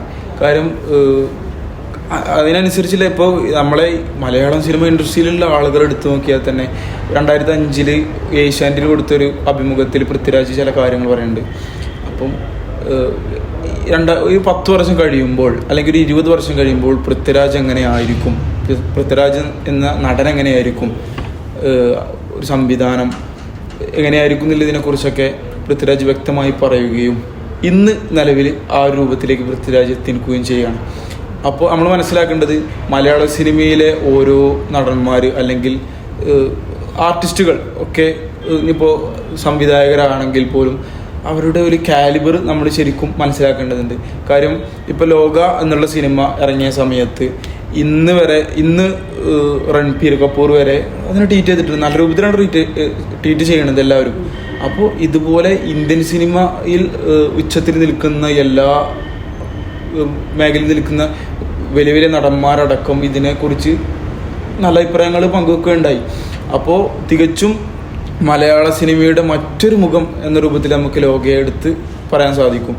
കാരണം മേക്കിംഗ് ആണെങ്കിൽ പോലും, ഞാൻ സിനിമ കണ്ടൊരു വ്യക്തിയാണ്. അപ്പോൾ അതിൽ മേക്കിംഗ് ആണെങ്കിൽ പോലും ഇപ്പോൾ ചില സിനിമകൾ നമ്മൾ കാണുന്ന സമയത്ത് എത്ര നല്ല സിനിമകളാണെങ്കിലും നമ്മൾ ആ ഒരു ഫീൽ ചെയ്ത് ആ ഒരു സ്റ്റോറി അടിസ്ഥാനമാക്കിയിട്ട് ഫ്രെയിമും കാര്യങ്ങളൊക്കെ കണ്ട് ആ ഒരു വൃത്തിയിലിരുന്ന് കണ്ടാൽ പോലും ചെറിയ ഒരു 2 സെക്കൻഡെങ്കിലും അല്ലെങ്കിൽ ഒരു മിനിറ്റെങ്കിലും നമുക്ക് ലാഗ് എന്ന് തോന്നിപ്പിക്കുന്ന ഒരു നിമിഷം ഏത് നല്ല സിനിമയിലാണെങ്കിലും ഉണ്ടാവും. പക്ഷേ അതിനൊക്കെ അപ്പുറം ഈ ലോകം എന്ന് പറഞ്ഞ സിനിമ കണ്ടിരുന്ന സമയത്ത് ശരിക്കും മനസ്സ് നിറഞ്ഞു പോയി എന്നൊക്കെ പറയാം. തിയേറ്ററിൽ നിന്ന് ഇറങ്ങിയിട്ട് പോകുന്ന സമയത്തൊക്കെ മൈൻഡിൽ ഈ ഒരു സിനിമയെക്കുറിച്ചായിരുന്നു. കാര്യം ഈ സിനിമ അത്രത്തോളം ലാഗോ കാര്യങ്ങളൊന്നും ഇല്ലാതെ മേക്കിംഗ് ആണെങ്കിലും ഇപ്പോൾ പണ്ട് കാലത്തുണ്ടായിരുന്ന നമ്മളെ മുത്തശ്ശി കഥകളിൽ ഉണ്ടായിരുന്ന യക്ഷിയെക്കുറിച്ച്, ആ യക്ഷി ഈ ന്യൂജനിലേക്ക് വന്നാൽ എങ്ങനെയായിരിക്കും. മാത്രമല്ല ഇപ്പോൾ ഈ നമ്മൾ മാർവൽ, സ്പൈഡർമാൻ, അയൺമാൻ, തോർ ഇങ്ങനെയുള്ള ഈ മാർവലൊക്കെ കണ്ട ആളുകളാണെങ്കിൽ ഇപ്പോൾ മലയാള സിനിമയ്ക്ക് സമ്മാനിക്കുന്ന മറ്റൊരു മാർവലായിട്ട് നമുക്കിത് കാണാം. കാര്യം ഈ ഒരു രൂപത്തിലാണ് ഇപ്പോൾ കള്ളിയങ്കാട്ട് നീലി ആദ്യം നീലിയെ കൊണ്ട് വരികയും പിന്നീട് അടുത്ത ഭാഗത്തേക്കുള്ളൊരു ഹിൻഡാക്കി അവിടെ വെച്ചിട്ട് പോവുകയും ചെയ്തു. സിനിമ അവസാനിക്കുന്ന സമയത്ത് നമുക്ക് മനസ്സിലാവും ടൊവിനോ അതുപോലെ തന്നെ ദുൽഖർ ഇവരാണ് അടുത്ത പാർട്ടിലേക്ക് വരാനുള്ളതെന്ന് ഒരു മുന്നറിയിപ്പും ഫസ്റ്റ് പാർട്ടിൽ അവരുണ്ട്. പക്ഷെ ഇവരുടെ കഥയായിരിക്കും സെക്കൻഡ് പാർട്ടിൽ നിന്നുള്ളൊരു മുന്നറിയിപ്പ് അവിടെ വെച്ചിട്ടാണ് സിനിമ അവസാനിക്കുന്നത്. മാത്രമല്ല ഇപ്പോൾ ഈ ഒരു സിനിമ കണ്ടതിൽ നിന്ന് മനസ്സിലായത് ഇതൊരു ചെറിയ സിനിമയാണ്. അതായത് വലിയൊരു ലോകം, അല്ലെങ്കിൽ മാർവൽ പോലത്തെ വലിയൊരു സംഗതി മലയാളത്തിലേക്ക് വരാനുണ്ടെന്നുള്ളൊരു മുന്നറിയിപ്പ് അറിയിക്കാൻ വേണ്ടിയിട്ട് ചെറിയൊരു ഡോക്യുമെൻ്ററി എടുത്ത് വെച്ചതായിട്ട് നമുക്ക് തോന്നുന്നു. അത്ര ചെറിയ സിനിമ, പക്ഷേ ഒരു തുള്ളി ലാഗില്ലാതെ, ഒരു അല്പം പോലും ലാഗില്ലാതെ ആ സിനിമ മുന്നോട്ട് പോകുന്നുണ്ട്. അപ്പോൾ സ്വാഭാവികമായിട്ട് ജനങ്ങൾക്കൊക്കെ ഇനി പ്രതീക്ഷയാണ്. ഇനി ഇപ്പോൾ സ്പൈഡർമാൻ ഒന്നിറങ്ങിയാൽ 2 എന്തായിരിക്കും, അല്ലെങ്കിൽ തോർ ഒന്നിറങ്ങിയാൽ, അയൺമാൻ ഒന്നിറങ്ങിയാൽ, അല്ലെങ്കിൽ ഈ അവഞ്ചേഴ്സ് കാണാൻ പോകുന്നൊരു ഫീലിനി ഈ സിനിമ അതിനനുസരിച്ചുള്ള ഓരോ ഹിൻറ്റുകളും അവിടെ ബാക്കി വെച്ചിട്ടാണ് ആ സിനിമ അവസാനിക്കുന്നത്. ഇനി ഇതിൻ്റെ തുടർച്ച എന്തായിരിക്കും എന്നൊക്കെ. ഇപ്പോൾ ഈ അടുത്ത് വീണ്ടും ഒരു വീഡിയോ ദുൽഖർ സൽമാൻ്റെ ഇതിൽ അപ്ലോഡ് ചെയ്യുണ്ടായി, യൂട്യൂബ് ചാനലിലൊക്കെ അപ്ലോഡ് ചെയ്യുണ്ടായി. ഇവർ 2 പേരും ഇരുന്നിട്ട് അവരുടെ സംഭാഷണങ്ങൾ. അതെ. അപ്പോൾ അതൊക്കെ അഭിനയത്തിൻ്റെ കാര്യത്തിലാണെങ്കിൽ ഇപ്പോൾ ഈ ഒരു ലോക സിനിമയിൽ വില്ലനായിട്ടൊരു തമിഴ് ആക്ടറാണല്ലോ അഭിനയിച്ചത്. അപ്പോൾ ഇദ്ദേഹം തൻ്റെ തമിഴിൽ പോയിട്ടൊരു അഭിമുഖത്തിൽ ഇരിക്കുന്ന സമയത്ത് അദ്ദേഹം പറയുന്നുണ്ട്, മലയാളത്തിൽ പോയപ്പോൾ നിങ്ങൾക്ക് എന്ത് കിട്ടി അല്ലെങ്കിൽ എങ്ങനെ ഉണ്ടായിരുന്നു എക്സ്പീരിയൻസ് എന്നുള്ള ചോദ്യത്തിന് അയാൾ പറയുന്ന മറുപടി സിനിമ ഞാനൊന്ന് പഠിച്ചു എന്നാണ്. അതായത് തമിഴ് സിനിമ, അദ്ദേഹം പറയുന്നത് തമിഴ് സിനിമകൾ ആ സിനിമ എടുക്കുന്നു എന്നുള്ളൊരു രൂപത്തിലാണ് പോകുന്നതെങ്കിൽ മലയാള സിനിമകൾ ശരിക്കും അത് ഒബ്സർവ് ചെയ്ത് മൈന്യൂട്ടായിട്ടുള്ള കാര്യങ്ങൾ വരെ പഠിച്ച് അത് ആക്ടിങ്ങിൽ കൊണ്ടുവന്ന്, ഡയറക്ഷനിൽ കൊണ്ടുവന്ന്, ക്യാമറ വെക്കുന്ന ആളിൽ കൊണ്ടുവന്ന് മൈന്യൂട്ടായിട്ടുള്ള സാധനങ്ങൾ വരെ അങ്ങനെ ആ രൂപത്തിലാണ് സിനിമ എടുക്കുന്നത്. അപ്പോൾ കമ്പാരിറ്റീവ്ലി ഇന്ത്യൻ സിനിമയിൽ തന്നെ ഏറ്റവും ബെസ്റ്റ് മേക്കിങ്ങും കാര്യങ്ങളും അതുപോലെ തന്നെ നല്ല ചിത്രീകരണം അല്ലെങ്കിൽ നല്ല സിനിമകൾ ഉണ്ടാക്കാൻ മലയാള സിനിമയ്ക്ക് പറ്റുന്നുണ്ട്. ഇപ്പോൾ പല പ്രമുഖ നടന്മാരും പുറത്തുള്ള തമിഴ് നടന്മാരും പ്രമുഖ നടന്മാരോടൊക്കെ നല്ല സിനിമകൾ മലയാള സിനിമകൾ ചോദിച്ചാൽ എടുത്തു പറയാൻ പറ്റുന്ന ഒരുപാട് സിനിമകൾ മലയാളത്തിൽ നിന്ന് അവർക്ക് പറയാൻ സാധിക്കുന്നുണ്ട്. ഇപ്പോൾ കുമ്പളങ്ങി നൈറ്റ്സ് പോലുള്ള ഒരുപാട് ചിത്രങ്ങൾ. ഇപ്പോൾ അതുപോലെ ഏറ്റവും നല്ല ആക്ടേഴ്സ് വളർന്നു വന്നുകൊണ്ടിരിക്കുകയാണ്. ഇപ്പോൾ സൗബിൻ ഷാഹിർ ആയാലും അതുപോലെ തന്നെ അങ്ങനെ മമ്മൂട്ടിയൊക്കെ പിന്നെ തെളിയിച്ച ആളാണല്ലോ. അപ്പോൾ ഇതുപോലത്തെ ഒരുപാട് നടന്മാരും മറ്റുമൊക്കെ ഉള്ള ഒരു വലിയൊരു ഇൻഡസ്ട്രി ആയിട്ട് മാറിക്കൊണ്ടിരിക്കുകയാണ് മലയാള സിനിമ. മമ്മൂട്ടി ഇപ്പോൾ വില്ലനായിട്ട് ഏതൊരു സിനിമ വരുന്നുണ്ട് തോന്നുന്നുണ്ട്. അതെ വിനായകനോ അതെ വില്ലനായിട്ട് സിനിമകൾ. എൻ്റെ ഒരു സംശയം, ഇപ്പോൾ എല്ലാ കാലത്തും ഇപ്പോൾ ഈ അടുത്തായിട്ട് പല സമയങ്ങളിൽ പല വിമർശകരും ഉന്നയിച്ചൊരു കാര്യമാണ് മലയാള സിനിമ പഴയ ഒരു ഇതിലേക്ക് പോരുന്നില്ല. അതായത് മലയാള സിനിമയുടെ ഒരു സുവർണ്ണകാലം പഴയതായിരുന്നു എന്ന് പറയുന്നുണ്ട്. പക്ഷേ ഇപ്പോഴത്തെ ഒരു ഇതിൽ നമ്മളിതിൻ്റെ ഒരു റെക്കോർഡുകൾ നോക്കുമ്പോൾ പുതിയ പല കോടികൾ ബോക്സ് ഓഫീസും അതല്ലെങ്കിൽ അതിനപ്പുറത്തും കളക്ട് ചെയ്തുകൊണ്ടിരിക്കുകയാണ്. ഇപ്പോൾ എമ്പുരാനി, അതുപോലെ തുടരും, അതിനുശേഷം ഇത് ലോക, ഇങ്ങനെയുള്ള ഒരുപാട് സിനിമകൾ. അപ്പോൾ എന്താണ് ഇത് അവാർഡ് കിട്ടിയത്? ഏത് ഫാൽക്ക അവാർഡ് കിട്ടിയത്? അത് മോഹൻലാലിന് ഒരു സിനിമക്കല്ല, മോഹൻലാൽ എന്നൊരു വ്യക്തിക്കാണ് അവാർഡ് കിട്ടിയത്. മൂപ്പര് അഭിനയിച്ച സിനിമകളിലെ മികവ് പരിഗണിച്ചിട്ട് മൂപ്പർക്കാണ് കൊടുത്തിട്ടുണ്ട്. പണ്ടത്തെ യക്ഷീന്റെ പശ്ചാത്തലത്തിൽ കഴിഞ്ഞല്ലോ സുമതി വളവ് എന്ന് പറയുന്നത്, അത് ലോകി വെച്ചപ്പോ ലോകല്ലേ റെക്കോർഡ് ചെയ്ത്. അത് അങ്ങനെ നമുക്ക് പറയാൻ കഴിയില്ല. കാര്യം ലോക അല്ലെങ്കിൽ സുമതി വളവ് എന്ന് പറയുന്നത് രണ്ട് യൂണിവേഴ്സാണ്. ലോകം എന്ന് പറയുന്നത് ഒരു സൂപ്പർ ഹീറോ, ഒരു സൂപ്പർ ഹീറോ സ്റ്റോറി ബേസ് ചെയ്തിട്ടുള്ള കഥകളാണ്. പക്ഷേ സുമതിയോട് എന്ന് പറയുന്നത് ഒരു നാടിന്റെ കഥയാണ്, അല്ലെങ്കിൽ അവിടുത്തെ കൾച്ചറിന്റെ കഥയാണ്, അവിടുത്തെ ചുറ്റുപാടുകളെ, അവിടുത്തെ ജനങ്ങളുടെ പ്രശ്നങ്ങൾ അറിയിക്കുന്ന കഥയാണ്. ചെറിയ സിനിമയാണ്. അപ്പോൾ ഇപ്പൊ നമ്മളൊരു തിയേറ്ററിൽ പോയി ഒരു സിനിമ കാണുന്ന സമയത്ത് ഞാൻ കാണുന്നത്, ഇപ്പോൾ ഞാൻ ആഗ്രഹിക്കുന്നത് വലിയൊരു ഫൈറ്റ് പടമാണെന്ന് ചിന്തിച്ചാണ്ട് നമ്മൾ ഒരിക്കലും സുമതിയോടെ പോയിരിക്കരുത്. അപ്പോൾ ഓരോ സിനിമകൾ കാണുന്ന സമയത്തും ആ സിനിമകളുടെ ആ ഒരു ആംഗിളിലായിരിക്കണം നമ്മൾ സിനിമ കാണേണ്ടത്.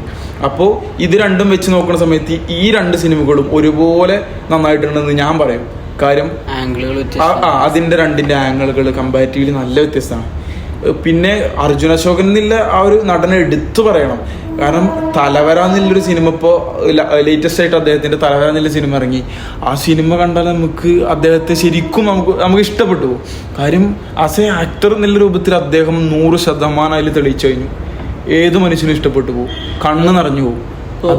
അതിലുള്ള എക്സ്പ്രഷൻസും കാര്യങ്ങളും അഭിനയിക്കുന്നതിലപ്പുറം ജീവിച്ചു കാണിച്ചു എന്നുള്ളത് നമുക്ക് അതിൽ വ്യക്തമായിട്ട് കാണാൻ കഴിയും. ഇപ്പോൾ ഞാൻ നേരത്തെ ചോദിച്ചു വന്നത്, പഴയ കാലഘട്ടമായിരുന്നു മലയാള സിനിമേൻ്റെ ഒരു സുവർണ്ണ കാലഘട്ടം എന്ന് പറയാറുണ്ട് പലരും വിമർശകരായിട്ട്. അപ്പോൾ അതിനിപ്പോൾ എങ്ങനെയാണ് ഇപ്പോഴത്തെ ഒരു ഈ ഡാറ്റകൾ വെച്ച് നോക്കുമ്പോൾ? കാരണം ഭയങ്കരമായ രീതിയിൽ പ്രതിപാദനരായ സംവിധായകരും നടന്മാരൊക്കെ മുമ്പുണ്ടായിട്ടുണ്ട്. പക്ഷേ ന്യൂ ജനറേഷന് പലപ്പോഴും ഒരു മലയാള സിനിമക്ക് കാമ്പുള്ള സിനിമകൾ നൽകണില്ല, അല്ലെങ്കിൽ ഒരു ഇമ്പാക്റ്റ് ഉണ്ടാക്കണത് നൽകണില്ല എന്ന് പല വിമർശനങ്ങളും പലയിടത്തും ഉണ്ടാവും. അത് ഞാൻ മനസ്സിലാക്കി എടുത്തോളം പഴയ സിനിമകൾ പക്ക എൻ്റർടൈനിങ് ആയിരുന്നു. അതായത് ഹാസ്യങ്ങൾ കൂടുതലായിരുന്നു. അല്ലെങ്കിൽ നമ്മൾ ശ്രദ്ധിച്ചാൽ കാണാം എല്ലാ സിനിമകളുടെയും അവസാനം ഈ ഒരു കുടുംബ പശ്ചാത്തലത്തിലുള്ള സിനിമയാണെങ്കിൽ എല്ലാ കുടുംബങ്ങളിൽ നിന്ന് തീർന്ന് പൊട്ടിച്ചിരിച്ച് അവസാനിക്കുക. ആദ്യം നായകനെ ജയിക്കുള്ളൂ. അങ്ങനത്തെ ഇപ്പൊ നമ്മള് പുസ്തകങ്ങളിൽ വായിക്കുന്ന കഥകളെ പോലെയായിരുന്നു പണ്ടത്തെ സിനിമകൾ. അപ്പോൾ ആ സിനിമകൾ പിന്നെ മാത്രമല്ല അന്നത്തെ നടന്മാരെന്നൊക്കെ പറഞ്ഞപ്പോൾ ദിലീപിന്റെ പല സിനിമകളിലും അദ്ദേഹം കയ്യിൽ നിന്നിടുന്ന ഒരുപാട് സംഗതികളുണ്ട്. സലീം കുമാർ കയ്യിൽ നിന്നിടുന്ന ഇതുണ്ട്. ഇപ്പോൾ കല്യാണരാമൻ എന്നുള്ള സിനിമയിൽ ഇന്നസെന്റ് ഒരു സീനിലിപ്പോൾ അതിൻ്റെ ആക്ട്രസ് ഒരു റിയാലിറ്റി ഷോയിൽ വന്നിട്ട് പറയുന്ന സംഗതി ഉണ്ട്. അപ്പോൾ അതിൽ നിർബന്ധിച്ചാൽ കുറച്ച് മദ്യം കുടിക്കാം എന്നുള്ള ആ ഒരു ലാലു അലക്സ ആ ഒരു ഡയലോഗ് പറയുന്ന സമയത്ത് ഇപ്പോൾ രാത്രി 2 മണിക്ക് ഷൂട്ട് ചെയ്തുകൊണ്ട് എല്ലാവരും ടയേർഡായി ഷൂട്ട് ചെയ്തുകൊണ്ടിരിക്കണ ആ ഒരു സീനാണ്. അപ്പോൾ രാത്രി 2 മണിയായി. അപ്പോൾ എല്ലാവരും ഷൂട്ട് ചെയ്തിട്ട് എല്ലാവരും ഇങ്ങനെ ടയേർഡായിരിക്കുന്ന സമയത്ത് ആണ് ഈ ഒരു സീന് ഷൂട്ട് ചെയ്യണം. അപ്പോൾ ലാലു അലക്സ് നിർബന്ധിച്ചാൽ വേണമെങ്കിൽ കുറച്ച് മദ്യം കുടിക്കാം എന്നുള്ളൊരു രൂപത്തിൽ നിർബന്ധിച്ചാൽ എന്ന് പറയുമ്പോൾ പെട്ടെന്ന് അപ്പം തന്നെ മറുപടി തന്നവണ്ണം ഇന്നസെന്റ് പറയുന്നുണ്ട്. അപ്പോൾ നിർബന്ധിച്ചിട്ട് കുറച്ച് ഉണക്കമുന്തിയ എന്ന് പറഞ്ഞ കുറച്ച് ആട്ടും കാട്ടം നിന്നാൽ നിങ്ങൾ കഴിക്കുമെന്ന് ചോദിക്കുന്നുണ്ട്. അപ്പോൾ ഇതൊക്കെ അദ്ദേഹം കഴിയുന്ന ഇട്ട സംഗതിയാണ്. അപ്പോൾ മാത്രമല്ല രാവിലെ 5 മണി വരെ ഇതിൻ്റെ ചിരി നിന്നിട്ടില്ല എന്നെങ്കിൽ പറയുന്നത്. എല്ലാവരും ടയർഡായിക്കുന്ന സമയത്തും അദ്ദേഹത്തിന് അപ്പോൾ അത്ര ഊർജ്ജസ്വരരായിട്ടുള്ള നടന്മാരൊക്കെ ഉണ്ടായിരുന്ന, ഇപ്പോൾ കൊച്ചൻ ഹനീഫ ആണെങ്കിലും മറ്റേ അങ്ങനെ ഒരുപാട് നടന്മാരുണ്ടല്ലോ. അപ്പോൾ അങ്ങനത്തെ ഒരു ഇൻഡസ്ട്രി ആയിരുന്നു ഹാസ്യങ്ങൾ കാര്യങ്ങളൊക്കെ. പക്ഷെ അതിൽ നിന്നൊക്കെ വ്യത്യസ്തമായി ഇപ്പോൾ സിനിമകളൊക്കെ റിയാലിറ്റി പോലെ ആയിക്കൊണ്ടിരിക്കുകയാണ്. അതായത് മേക്കിംഗ് ആണെങ്കിലും മറ്റൊക്കെ ശരിക്കും നമ്മളതിലാവുകയാണ്. മറ്റേത് സിനിമ കാണുന്നതിലൊരു ബോധം എല്ലാവർക്കും ഉണ്ടാവും. പക്ഷേ ഇപ്പോൾ നല്ലൊരു ഫീൽ ഗുഡ് സിനിമ തിയേറ്ററിൽ പോയിരുന്ന് കാണുകയാണെങ്കിൽ, സിനിമ കാണാൻ അറിയുന്നവരാണെങ്കിൽ ഉറപ്പായിട്ടും കരഞ്ഞിരിക്കും. അങ്ങനെ ഇപ്പോൾ തലവര എന്ന് പറയുന്ന അർജുൻ അശോകൻ്റെ ഇപ്പോൾ ലേറ്റസ്റ്റ് ആയിട്ട് ഇറങ്ങിയ സിനിമ കണ്ടാൽ നമ്മളൊക്കെ മനസ്സറിഞ്ഞ് ഒന്ന് കരഞ്ഞു പോകും. കാരണം നമ്മളൊക്കെ അതിലൂടെ അങ്ങനെ സഞ്ചരിക്കും. അപ്പോൾ അന്നത്തെ മേക്കിംഗ്, അന്നത്തെ ആർട്ടിസ്റ്റുകൾ അതൊക്കെ വേറെ ജനറേഷൻ്റെ ഒരു മാറ്റമുണ്ട്. അതാണ് ശരിക്കും നമ്മൾ മനസ്സിലാക്കേണ്ട സംഗതി. ഇപ്പോൾ അന്താരാഷ്ട്ര തലത്തിൽ ഒരുപാട് പ്രശ്നങ്ങൾ, ഇന്റർനാഷണൽ നയതന്ത്ര ബന്ധങ്ങളുമായി ബന്ധപ്പെട്ട് പല രാജ്യങ്ങൾ തമ്മിലും പ്രശ്നങ്ങളുണ്ട്. ഒരു വശത്ത് ഇസ്രായേൽ ഫലസ്തീൻ യുദ്ധം ഭീകരമായ രീതിയിൽ പോകുന്നു. ഉക്രൈൻ റഷ്യ യുദ്ധം അത് പരിഹാരമാകാതെ അത് അങ്ങനെ പോകുന്നുണ്ട്. മറുഭാഗത്ത് ചൈനയും അവരുടെ മറ്റ് പരിപാടി അതും നടക്കുന്നുണ്ട് ഒരു സൈഡിൽ. അപ്പോൾ ഇന്ത്യയെ ബാധിക്കുന്ന പല പ്രശ്നങ്ങളും ഇതിൽ നയതന്ത്ര ഇടപെടലുകൾ അല്ലെങ്കിൽ വിഷയങ്ങൾ നടന്നുകൊണ്ടിരിക്കുന്നുണ്ട്. നിങ്ങൾ ശ്രദ്ധിച്ചോ അറിയില്ല, ഇപ്പോൾ കഴിഞ്ഞ ദിവസം മാധ്യമങ്ങളൊക്കെ വന്ന വാർത്ത പാകിസ്ഥാനും സൗദിയും ഇന്ത്യയുമായിട്ട് ഭയങ്കരമായ രീതിയിൽ എതിർപക്ഷത്ത് നിൽക്കുന്ന രാജ്യമായ പാകിസ്ഥാനും എന്നാൽ ഇന്ത്യയോട് ഭയങ്കരമായ രീതിയിൽ സൗഹൃദമുള്ള സൗദിയും തമ്മിലൊരു കരാർ ഒപ്പുവെച്ചു. ഇരു രാജ്യങ്ങളിൽ ഏത് രാജ്യത്തെയും ആക്രമിച്ചാൽ അല്ലെങ്കിൽ എന്തെങ്കിലും പ്രതിരോധവുമായി ബന്ധപ്പെട്ട് വിഷയം ഉണ്ടായാൽ അത് സ്വന്തം രാജ്യത്തെ ആക്രമിച്ചതായി കണക്കാക്കി അവർ പ്രതിരോധിക്കുന്നുള്ളതാണ്, അല്ലെങ്കിൽ നടപടിയെടുക്കും. ഇന്ത്യ ആക്രമിച്ചാൽ ഇപ്പോൾ പാകിസ്ഥാനും ഇന്ത്യ ആക്രമിക്കും, സൗദി പാകിസ്ഥാൻ്റെ കൂടെ നിൽക്കുന്നുള്ളതാണ്. അപ്പോൾ അത് ഭയങ്കര ഡാമേജ് ഇന്ത്യക്ക് വരുത്തുന്ന ഒരു സാധനമാണ് ഒന്ന്. അപ്പോൾ അതുപോലെ വേറെ ഒരുപാട് കാര്യങ്ങൾ. അപ്പോൾ ആദ്യം നമുക്ക് ഈ സൗദി പാകിസ്ഥാൻ്റെ കരാറിലേക്ക് വരാം. അപ്പോൾ അത് ഞങ്ങൾ എങ്ങനെയാണ് നോക്കിക്കാണുന്നത്? അപ്പോൾ ഇത് ഏതൊക്കെ രീതിയിൽ എന്നുള്ളൊരു ആശങ്ക ഇത് നമ്മുടെ രാജ്യത്ത് നമുക്ക് ആലോചിക്കാൻ പോലും പറ്റാത്ത ഒന്നാണ്. അതായത് ഒന്നാമത്തത് നമ്മളെ രാജ്യത്തെ എത്രയോ ആളുകൾ, ലക്ഷക്കണക്കിന് ആളുകൾ സൗദിയിൽ ജോലി ചെയ്യുന്നുണ്ട്. പിന്നെ അവിടെ വസിക്കുന്നവരങ്ങനെ അതായിട്ടുണ്ട്. പക്ഷെ ഇങ്ങനൊരു എന്തെങ്കിലും ഒരു കോൺഫ്ലിക്റ്റ് ഉണ്ടായി കഴിഞ്ഞാൽ നമ്മളെ രാജ്യം അതിനെങ്ങനെ എതിർക്കുക, അല്ലെങ്കിൽ എതിർക്കേണ്ട രീതി തന്നെ എങ്ങനെയാണെന്നുള്ള നമുക്കൊരു സംശയമാണ്. ഇനി മറുഭാഗത്താണെന്നുണ്ടെങ്കിലും നമ്മളെ രാജ്യം എന്ന് വെച്ചാൽ ഇപ്പോൾ ഈ ഓപ്പറേഷൻ സിന്ദൂർ വന്ന സമയത്ത് പാകിസ്ഥാൻ്റെ പല താവളങ്ങളും ഇന്ത്യ തകർത്തിക്കണേ. അപ്പോൾ സൗദിയായിട്ട് കരാർ വെക്കുമ്പോൾ എന്തായാലും ഫിനാൻഷ്യലി സപ്പോർട്ട് ചെയ്യും സൗദി പാകിസ്ഥാനെ. അപ്പോൾ അവരതൊക്കെ വീണ്ടെടുക്കും. അപ്പോൾ ഇന്ത്യക്ക് ഒരു തിരിച്ചടി തന്നെയല്ലേ. അപ്പോൾ ഈ ഓപ്പറേഷൻ സിന്ദൂറിനെ കുറിച്ച് പറഞ്ഞപ്പോൾ എൻ്റെ ഒരു സംശയം, ഓപ്പറേഷൻ സിന്ദൂർ സത്യത്തിലൊരു സക്സസ് ആണോ? അല്ല. അതിൽ എനിക്കുള്ളൊരു സംശയമായിട്ടാണ് ഞാൻ പറയുന്നത്. അതായത് നമ്മളൊരു യുദ്ധം ജയിച്ചു എന്ന് നമ്മൾ അവകാശപ്പെടുന്ന നമ്മൾ മറ്റ് ഇടങ്ങളിലേക്കൊക്കെ പോയി ഞങ്ങളാണ് ഇത് ജയിച്ചത് എന്ന് പറയുന്ന ഒരു സാഹചര്യം ഒരിക്കലും ഉണ്ടാവില്ല. പിന്നെ മറ്റു രാജ്യങ്ങളിൽ പോയിട്ട് നമ്മളിപ്പോൾ എനിക്കതിൽ തോന്നുന്നത് പല ആളുകളും നയതന്ത്ര പ്രതിനിധികളായിട്ട് ഇന്ത്യയിലെ ഡെലിഗേറ്റ്സിനെ അയച്ചു. ഇപ്പോൾ കേരളത്തിൽ നിന്ന് ബ്രിട്ടാസ് MP-യും അതുപോലെ ശശി തരൂർ അങ്ങനെ പല ആളുകളും പോയിട്ടുണ്ട് പല ഘട്ടങ്ങളിലായിട്ട്. E.T. മുഹമ്മദ് ബഷീർ അങ്ങനെ ഒരുപാട് ആളുകളൊക്കെ പോയിട്ടുണ്ട് കേരളത്തിൽ നിന്നുള്ള. അപ്പോൾ അത് സത്യത്തിലൊരു സക്സസ് ആണ്. ഇപ്പോൾ ഇന്ത്യ ഓപ്പറേഷൻ സിന്ദൂർ എന്നുള്ള രീതിയിൽ ഭയങ്കരമായ രീതിയിൽ നമ്മുടെ രാജ്യം പറയുമ്പോഴും അപ്പോൾ അതിൽ എങ്ങനെയാണ് നോക്കി കാണുന്നത്? പക്ഷേ ഇത് ആക്രമിച്ചു എന്ന് പറയുന്നുണ്ട് അവിടെ പോയിട്ട്. പക്ഷെ അവിടെ ആക്രമിച്ചു എന്നതിലൂടെ അവരെ ആക്രമിച്ചു നമ്മൾ തന്നെയാണല്ലോ പറയുന്നത്. അത് സത്യത്തിലൊരു കോമഡി ആയിട്ടല്ലേ നമുക്ക് ബാക്കിയുള്ളവർക്ക് ഫീൽ ചെയ്യാന്നുള്ളതാണ്. ഇതിൻ്റെ ഒരു സംശയമാണ്. ഇപ്പോൾ മറ്റൊരു രാജ്യത്തിന് അവിടെ അതിൻ്റെ ഒരു എഫക്റ്റ് അനുഭവിച്ചിട്ടായിട്ടില്ല. നമ്മളിപ്പോൾ എന്തെങ്കിലും ഒരു സോഷ്യൽ മീഡിയയിൽ തന്നെ അതിൻ്റെ ഒരു ഒന്നും കാണുന്നില്ല. അവിടെ ഇന്ന സ്ഥലത്ത് ആക്രമിച്ചു, ഇന്ന ആളുകൾ മരിച്ചു എന്നുള്ള കാര്യങ്ങൾ നമ്മൾ പറയാമെന്നല്ലാതെ അവർ സ്ഥിരീകരിച്ചായിട്ട് നമുക്ക് തോന്നുന്നില്ല. ഈ ഓപ്പറേഷൻ സിന്ദൂർ അതുപോലെ ഒരുപാട് വിഷയങ്ങൾ നടന്നു. അതിർത്തിയുമായി ബന്ധപ്പെട്ട് നമുക്കത് ഒരു എപ്പിസോഡായിട്ട് തന്നെ ചർച്ച ചെയ്യാനുള്ള ഒരുപാട് കാര്യങ്ങളുണ്ട്. നമ്മൾ ഇന്ത്യക്കാർ കുറേ പേര് അമേരിക്കയിൽ പോയിട്ട് ജോലി ചെയ്യുന്നുണ്ട്. പിന്നെ അവിടേക്ക് ജോലി ചെയ്യാൻ ആഗ്രഹിച്ച് നിൽക്കുന്നവരുണ്ട്. അവർക്കൊരു തിരിച്ചടിയായിട്ട് വന്നിരിക്കുകയാണ് ട്രംപിൻ്റെ H-1B വിസ. അത് $1,00,000 എന്നുള്ളതാക്കി കൂട്ടി. $2,000 ആയിരുന്നു അതിൻ്റെ ഫീ എന്ന് പറയുന്നത്. ഇപ്പോൾ $1,00,000 ആക്കി വെച്ചു, അതായത് ഇന്ത്യൻ റുപ്പി 88 ലക്ഷം രൂപ. അതിനെക്കുറിച്ചിട്ട് എന്താ നിങ്ങൾക്ക് പറയാനുള്ളത്? ഇപ്പോൾ ഇന്ത്യയിലെ ഇപ്പോൾ നമ്മൾ ചർച്ച ചെയ്യുന്ന നയതന്ത്ര വിഷയങ്ങളുമായി ബന്ധപ്പെട്ട് എനിക്കൊന്ന് ഏറ്റവും കൂടുതൽ ജനങ്ങളെ ബാധിക്കുന്നൊരു വിഷയം ഇതായിരിക്കും. നേരത്തെ പറഞ്ഞത് ഇപ്പോൾ പൊളിറ്റിക്കലി അല്ലെങ്കിൽ ഇന്ത്യയുടെ പ്രതിരോധവുമായി ബന്ധപ്പെട്ടിട്ടൊക്കെ ഉള്ളൊരു വിഷയമാണല്ലോ. അപ്പോൾ ഇത് നമ്മൾ ഇപ്പോൾ പല ആളുകൾക്കും താല്പര്യം ഒരു പക്ഷേ അമേരിക്കയിലൊക്കെ പോയി സെറ്റിലാവുക, അല്ലെങ്കിൽ ജോലി കിട്ടുക, അല്ലെങ്കിൽ വലിയ വലിയ MNCകൾ, ഗൂഗിൾ പോലെ, ഫേസ്ബുക്ക് പോലെ, ആമസോൺ, ഇതിൻ്റെയൊക്കെ മെയിൻ ഇപ്പോൾ അമേരിക്ക ആണല്ലോ. അപ്പോൾ അവിടെ ജോലി ചെയ്യാനുള്ളതായിരിക്കുമല്ലോ പല ആളുകൾക്കും താല്പര്യമുള്ളൊരു ഫീൽഡ്, പ്രത്യേകിച്ച് IT പ്രൊഫഷണൽസിനൊക്കെ കൂടുതൽ. അപ്പോൾ അവർക്ക് വലിയൊരു തിരിച്ചടിയായിട്ടാണ് ഇപ്പോൾ ഇത് വന്നതെന്നാണ് ഞാൻ മനസ്സിലാക്കുന്നത്. ഇപ്പോൾ H1B വിസ, അത് വിസ നയം ഇപ്പോൾ എത്രയൊക്കെ മൈ ഫ്രണ്ട് എന്ന് പറഞ്ഞ് മോദിയും ട്രംപും കൂട്ടുകൂടിയാലും ഇന്ത്യക്ക് നല്ല രീതിയിൽ വരുന്ന പണികളാണ് ഇപ്പോൾ ഇതൊക്കെ. പണി മീൻസ് തിരിച്ചടികളായിട്ടാണ് മനസ്സിലാവുന്നത്. കാരണം $1,00,000 ഒരാൾക്ക് ഇപ്പോൾ അമേരിക്കയിലേക്ക് വിസ കിട്ടണമെങ്കിൽ എന്ന് പറഞ്ഞാൽ, ഈ വിസ എന്ന് പറഞ്ഞാൽ നോൺ എമിഗ്രൻ്റ് വിസ എന്നാണ് തോന്നുന്നത്. അതായത് കുടിയേറ്റക്കാർക്കല്ലാത്ത കൊടുക്കുന്ന വിസകളിൽ പെട്ടൊരു സാധനമാണ് ഇപ്പോൾ ഇത്. അപ്പോൾ അത് കിട്ടണേ $1,00,000 എന്ന് പറഞ്ഞാൽ 88 ലക്ഷം ഇന്ത്യൻ രൂപ. ഇതൊക്കെ ഇപ്പോൾ പല ആളുകളും ഇവിടുന്ന് അമേരിക്കയിലേക്കൊക്കെ പോകുന്നത് പല ആളുകളെയും കണ്ടിട്ടുണ്ട്, ലോണൊക്കെ എടുത്തിട്ട്. 3 വർഷമായിട്ടാണ് തോന്നുന്നത്. അപ്പോൾ ഇത് വരുമ്പോഴുള്ള പ്രയാസങ്ങൾ എന്തൊക്കെയാ വെച്ചാൽ, ഇപ്പോൾ കമ്പനികൾക്ക് വരെ അക്കോമഡേറ്റ് ചെയ്യാൻ പ്രയാസമാവും. അതായത് ഈ വിസ എടുക്കുന്നതിൽ 70% ഇന്ത്യക്കാരാണ്. ഈ ഇന്ത്യക്കാരെ ഇപ്പോൾ അമേരിക്കയിലെ മേജർ കമ്പനികളിൽ ഉള്ള IT പ്രൊഫഷണൽസൊക്കെ ഒരു പരിധിയിലപ്പുറം ഇന്ത്യക്കാരാണ്. പല കമ്പനികളുടെയും CEO ഇന്ത്യൻ വംശജരും ഇന്ത്യക്കാരുമാണ്. അപ്പോൾ ഇന്ത്യയിൽ നിന്നുള്ള ആളുകളെ IT പ്രൊഫഷണൽസിന് അവിടെ ഒരു ജോലി സാധ്യത എന്നുള്ളത് ഭയങ്കര പ്രയാസമായിരിക്കും. മീൻസ് ഇവരുടെ വിസ നടപടികൾക്കുള്ള ഈ വരുന്ന എമൗണ്ട്, പിന്നെ ഇത് പുതുക്കുക, ഇങ്ങനെയുള്ള വിഷയം. ഇപ്പോൾ ഇതിൽ ഒരുപാട് കാര്യങ്ങളുണ്ട്. ഇപ്പോൾ നേരിട്ട് ഇൻ്റർവ്യൂ നിർബന്ധമാക്കി. മുമ്പത് ഇളവുണ്ടായിരുന്നു. പിന്നെ ഇതിൻ്റെ അപേക്ഷ ഈ വിസക്ക് സബ്മിറ്റ് ചെയ്യാൻ പല ആളുകളും ചെയ്യുന്ന വഴികൾ എന്താണെന്ന് വെച്ചാൽ, ഇപ്പോൾ ഇന്ത്യയിൽ നിന്ന് കിട്ടാൻ ഒരുപാട് സമയം എടുക്കും. കാരണം ഇന്ത്യ പോപ്പുലേഷനിൽ വലിയ കൺട്രിയാണ്, ഒരുപാട് ആളുകൾക്ക് അമേരിക്ക പോകാൻ താല്പര്യമുണ്ട്. അപ്പോൾ സാധാരണ പലരും ചെയ്യുക, ഒന്നുകിൽ മറ്റേതെങ്കിലും രാജ്യത്തൊക്കെ പോകും, ഒന്നുകിൽ GCC കൺട്രീസ് അല്ലെങ്കിൽ മറ്റേതെങ്കിലും രാജ്യത്തൊക്കെ പോയിട്ട് അമേരിക്കൻ എംബസിയിൽ അപ്ലൈ ചെയ്യും. അവിടുത്തെ വിസ വെച്ചിട്ട് ഇന്ത്യൻ വംശജനാണ് പോകാൻ വേണ്ടിയിട്ടുള്ളത്, ഇപ്പോൾ മൈഗ്രേഷനുമായി ബന്ധപ്പെട്ടിട്ട്. പക്ഷേ ഇപ്പോഴത്തെ ഇതിലെന്താ വെച്ചാൽ, നേറ്റീവ് കൺട്രി ഏതാണോ, ഇന്ത്യക്കാരനാണെങ്കിൽ അവന് ഖത്തറിന്നോ സൗദിന്നോ അല്ലെങ്കിൽ ഓസ്ട്രേലിയന്നോ എവിടുന്നും പറ്റില്ല, ഇന്ത്യയിൽ വന്ന് അപ്ലൈ ചെയ്ത് നേരിട്ടുള്ള ഇൻ്റർവ്യൂ അറ്റൻഡ് ചെയ്യണം. അപ്പോൾ ഒരുപാട് ലാഗ് വരും. അപ്പോൾ ഇത് വലിയൊരു പ്രയാസമാണ് സ്വാഭാവികമായിട്ടും ഉണ്ടാകാൻ പോണത്. ഇനി അങ്ങോട്ടുള്ള അല്ലേ,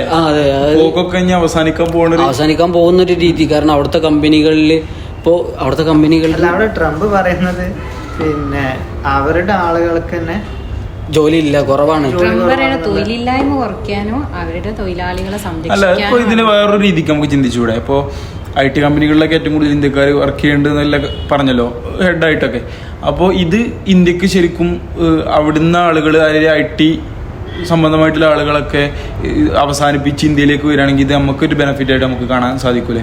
കാര്യം ഇവിടെ നമ്മുടെ രാജ്യം വളരാനും നമ്മുടെ രാജ്യത്തിൻ്റെ IT അത്രത്തോളം വളരാനൊക്കെ ഇത് ഹെൽപ്ഫുൾ ആവൂലേ? ഈ പറഞ്ഞത് നല്ലൊരു ഇതാണ്. അതായത് തിരിച്ചിവിടെ വരികയാണ്, പക്ഷേ നമ്മളെ സിസ്റ്റം എങ്ങനെയാവും എന്നുള്ളതാണ് അവിടുത്തെ ഒരു പ്രശ്നമുള്ളത്. ബാക്കി ഓക്കെയാണ്. ഇപ്പോൾ ഒരുപക്ഷെ IT കമ്പനിയിലുള്ള ആളുകളൊക്കെ ഇങ്ങോട്ട് വന്നു കഴിഞ്ഞാൽ ആ കമ്പനികൾ, ഇപ്പോൾ അമേരിക്കൻ കമ്പനികളൊക്കെ ഇന്ത്യയിലേക്ക് പോസ്റ്റ്പോൺ ചെയ്യാനുള്ള ഒരു രൂപത്തിലേക്കൊക്കെ വരുമായിരിക്കും. കാര്യം IT മേഖലയിലൊക്കെ അത്ര കൂടുതൽ നമ്മളെ ഇന്ത്യക്കാരായതുകൊണ്ട്. IT മേഖലയിൽ പ്രധാനമായിട്ടും അമേരിക്ക പോലത്തെ കൺട്രീസ് ഒക്കെയാണല്ലോ എല്ലാത്തിനും മുന്നിൽ. ഇപ്പോൾ റിഷാദ് പറയണതെന്ന് വെച്ചാൽ പ്രൊഫഷണൽസ് ഒക്കെ അവിടെയാണ്, ഇവിടെയുള്ള ആളുകളാണ് കൂടുതലുള്ളത്. അപ്പോൾ ഈ പ്രൊഫഷണൽസിനൊക്കെ അമേരിക്ക എന്ന രാജ്യത്ത് അക്കോമഡേറ്റ് ചെയ്യാൻ കമ്പനി പ്രയാസപ്പെടുകയാണ്. അപ്പോൾ സ്വാഭാവികമായിട്ടും കമ്പനികളുടെ ഒരു ഓഫ് ഷോറിങ്, അതായത് അവരുടെ ഒരു സബ് എന്നുള്ള രീതിയിലൊക്കെ ഇന്ത്യയിൽ അവർ ഓപ്പൺ ആക്കുകയും, കാരണം ഇപ്പോൾ പല ഇതും ഈ നമ്മൾ വർക്ക് ഫ്രം ഹോം എന്നുള്ളതിൻ്റെ മറ്റൊരു വേർഷൻ, അതായത് ഇന്ത്യയിലൊരു ഓഫീസ് തുടങ്ങിയിട്ട് വർക്ക് ഇവിടെ കൊടുക്കുക, ഇവരെ അങ്ങോട്ട് കൊണ്ടുപോകുന്നത്. അപ്പോൾ അവർക്കും ഒരുപാട് ലാഭങ്ങളാണ്. ഈ പറഞ്ഞ ഇപ്പോൾ ഈ H1B വിസൻ്റെ പുതിയ നയപ്രകാരം ഈ $1,00,000 അവർ അതിൻ്റെ 88 ലക്ഷം രൂപ ചെലവഴിക്കേണ്ട ആവശ്യം വരുന്നില്ല. പിന്നെ സ്വാഭാവികമായിട്ടും ഇന്ത്യയിൽ ലേബറുമായി ബന്ധപ്പെട്ട് വർക്ക് കൾച്ചർ എന്ന് പറഞ്ഞാൽ വളരെ താഴ്ന്ന നിലയിലാണ്, പ്രത്യേകിച്ച് ഫോറിൻ കൺട്രീസിനൊക്കെ വെച്ച് നോക്കുമ്പോൾ ഒരിക്കലും സേഫ് അല്ല. ഇൻഷുറൻസ് അതുപോലെയുള്ള പല കാര്യങ്ങളും ഇവിടെ ഒന്നും ഇല്ലല്ലോ. അപ്പോൾ പിന്നാണെങ്കിൽ ഫോറിൻ കൺട്രീസിൽ കുറച്ചുകൂടി ഈ ലേബേഴ്സുമായിട്ട് ഭയങ്കര ഫ്രണ്ട്ലി ആയിട്ടുള്ള അറ്റ്മോസ്ഫിയർ ആണെന്നാണ് പലയിടത്തും നമ്മളൊക്കെ കേട്ടത്. ഇപ്പോൾ ഇന്ത്യയിലേക്ക് വരുമ്പോൾ കുറച്ചുകൂടി ഹാർഡായിട്ടുള്ള പെരുമാറ്റങ്ങളാണ്, കമ്പനിക്കുള്ള നേട്ടത്തിനാണ് പലതും നടക്കുന്നത്. അപ്പോൾ അങ്ങനെ ഒരു സാധ്യത ഉണ്ട്. ഇപ്പോൾ എല്ലാവരും ഇങ്ങോട്ട് വരികയാണെങ്കിൽ ഇവിടെ കൂടും, ഇന്ത്യക്കത് നല്ല രീതിയിൽ യൂട്ടിലൈസ് ചെയ്യാൻ പറ്റും. പുതിയ പ്രൊജക്റ്റുകൾ, അമേരിക്കേൻ്റെ പല പ്രൊജക്റ്റുകളും അതിനെ ഹെഡ് ചെയ്യാൻ വേണ്ടിയിട്ട് ഇവിടെ നിന്ന് കൈകാര്യം ചെയ്യുന്ന രീതി ഒരു നല്ലൊരു ഓപ്ഷനായിട്ടാണ് എനിക്ക് തോന്നുന്നത്. എന്താ ഇന്ത്യ എന്ന് പറയുന്നത് വികസ്വര രാജ്യമാണ്. അപ്പോൾ അതൊരു വികസിത രാജ്യമാണ് അമേരിക്ക. അപ്പോൾ അങ്ങനെ ആവുമ്പോൾ അവിടുത്തെ ആൾക്കാർ, ഇന്ത്യത്തെ ആൾക്കാർ ഇന്ത്യയിലേക്ക് വരൂലല്ലോ, ഒരു വേറൊരു വികസിത രാജ്യങ്ങളിലേക്കല്ലേ ചെയ്യുള്ളൂ. അത് സ്വാഭാവികമായിട്ടും ഇപ്പോൾ ഒരു കൾച്ചർ എങ്ങനെ ഓരോ ഡിപ്പെൻഡ് ചെയ്തിരിക്കുന്നതാണ് എനിക്ക് തോന്നുന്നത്. ഇപ്പോൾ അതും മറ്റൊരു ഓപ്ഷനുമാണ്. കാരണം മൈഗ്രേഷനെ ഭയങ്കരമായ രീതിയിൽ പ്രൊമോട്ട് ചെയ്യുന്ന വേറെ ഒരുപാട് രാജ്യങ്ങളുണ്ട്. ഇപ്പോൾ കഴിഞ്ഞ ദിവസം ഒരു ന്യൂസ് കണ്ടത്, കാനഡ അമേരിക്ക പ്രശ്നം ഭയങ്കരമായ രീതിയിൽ നടന്നുകൊണ്ടിരിക്കുക. പക്ഷേ കാനഡ പോപ്പുലേഷൻ വളരെ കുറവാണ്. പലപ്പോഴും ഇപ്പോൾ കാനഡയിൽ മൈഗ്രേഷൻ അനുവദിക്കുകയും അവരവിടെ എല്ലാവിധ സൗകര്യങ്ങളും കൊടുക്കും, അങ്ങോട്ട് ചെല്ലാൻ വേണ്ടിയിട്ടുള്ള ക്യാമ്പയിനിങ്ങൾ അവർ നടത്താറുണ്ട്. അപ്പോൾ കാനഡ അതിനിപ്പോൾ ഈ ഒരു സാഹചര്യത്തിൽ നല്ലൊരു അവസരമായി ഉപയോഗപ്പെടുത്താൻ പോകാമെന്ന് പല ന്യൂസുകളിലും കണ്ടു. അപ്പോൾ യൂറോപ്യൻ കൺട്രീസ്, ജർമ്മനി അല്ലെങ്കിൽ അത്തരം ഫ്രാൻസ് പോലെയുള്ള നല്ല ഇത്തരം ആളുകൾക്ക് മൈഗ്രേഷൻ അതല്ലെങ്കിൽ നല്ല രീതിയിൽ അറ്റ്മോസ്ഫിയർ ഉള്ള കൺട്രീസിലേക്ക് ഒരുപക്ഷെ പോകാനുള്ള സാധ്യത ഉണ്ട്. പക്ഷേ നമ്മളെ ഇപ്പോൾ ഏതൊരാൾക്കും താല്പര്യം സ്വന്തം രാജ്യത്ത് നല്ല കൾച്ചർ കിട്ടുകയാണെങ്കിൽ അല്ലെങ്കിൽ നല്ലൊരു സിസ്റ്റം കിട്ടുകയാണെങ്കിൽ നമ്മുടെ രാജ്യത്ത് നിൽക്കാനല്ലേ താല്പര്യം ഉണ്ടാവുള്ളൂ. ആ ഒരു ഡിഗ്നിറ്റി വേറെ തന്നെ അല്ലേ. കാരണം പ്രവാസം എന്നുള്ളത് അല്ലെങ്കിൽ മറ്റൊരു രാജ്യത്ത് പോയി നിൽക്കുന്നില്ല, പ്രയാസമുള്ള കാര്യം തന്നെയാണ്. അപ്പോൾ സ്വാഭാവികമായിട്ടും നല്ലൊരു സിസ്റ്റം ഇവിടെ കൊണ്ടുവരികയാണെങ്കിൽ നമുക്കത് യൂട്ടിലൈസ് ചെയ്യാനേ ഉള്ളൂ. അങ്ങനെ തന്നെ നമ്മളെ രാജ്യം വികസിക്കുള്ളൂ എന്നാണ് എനിക്ക് തോന്നുന്നത്. ഈ H1B വിസ പറഞ്ഞപ്പോൾ തന്നെയാണ് ബ്രിട്ട് കാർഡ്. ബ്രിട്ടനിൽ ഇപ്പോൾ പുതിയൊരു നമ്മളെ ആധാർ കാർഡ് മാതിരി, ഇന്ത്യയിൽ നടപ്പാക്കിയ ആധാർ കാർഡ് മാതിരി അത് നടപ്പിലാക്കുകയാണ് ബ്രിട്ട് കാർഡ്. ഇതും സ്വാഭാവികമായിട്ടും നമ്മൾ ഇന്ത്യക്കാരെ ബാധിക്കാൻ പോകുന്നൊരു വിഷയമാണ്. അതായത് അവിടെ അവരത് പറയുന്നത് അനധികൃത കുടിയേറ്റക്കാരെ തടയുക, പിന്നെ കുടിയേറ്റം മൈഗ്രേഷൻ ലളിതമാക്കുക, അതിൻ്റെ പ്രൊസീജിയേഴ്സൊക്കെ വളരെ ലളിതമാക്കുക, എല്ലാ സിസ്റ്റങ്ങളെയും നമ്മൾ ആധാർ കാർഡ് എങ്ങനെയാണോ, ആധാർ കാർഡ് സംഭവിച്ചത് എന്ത് പറഞ്ഞത് എന്തെന്നുള്ളത് മറ്റൊരു കാര്യം.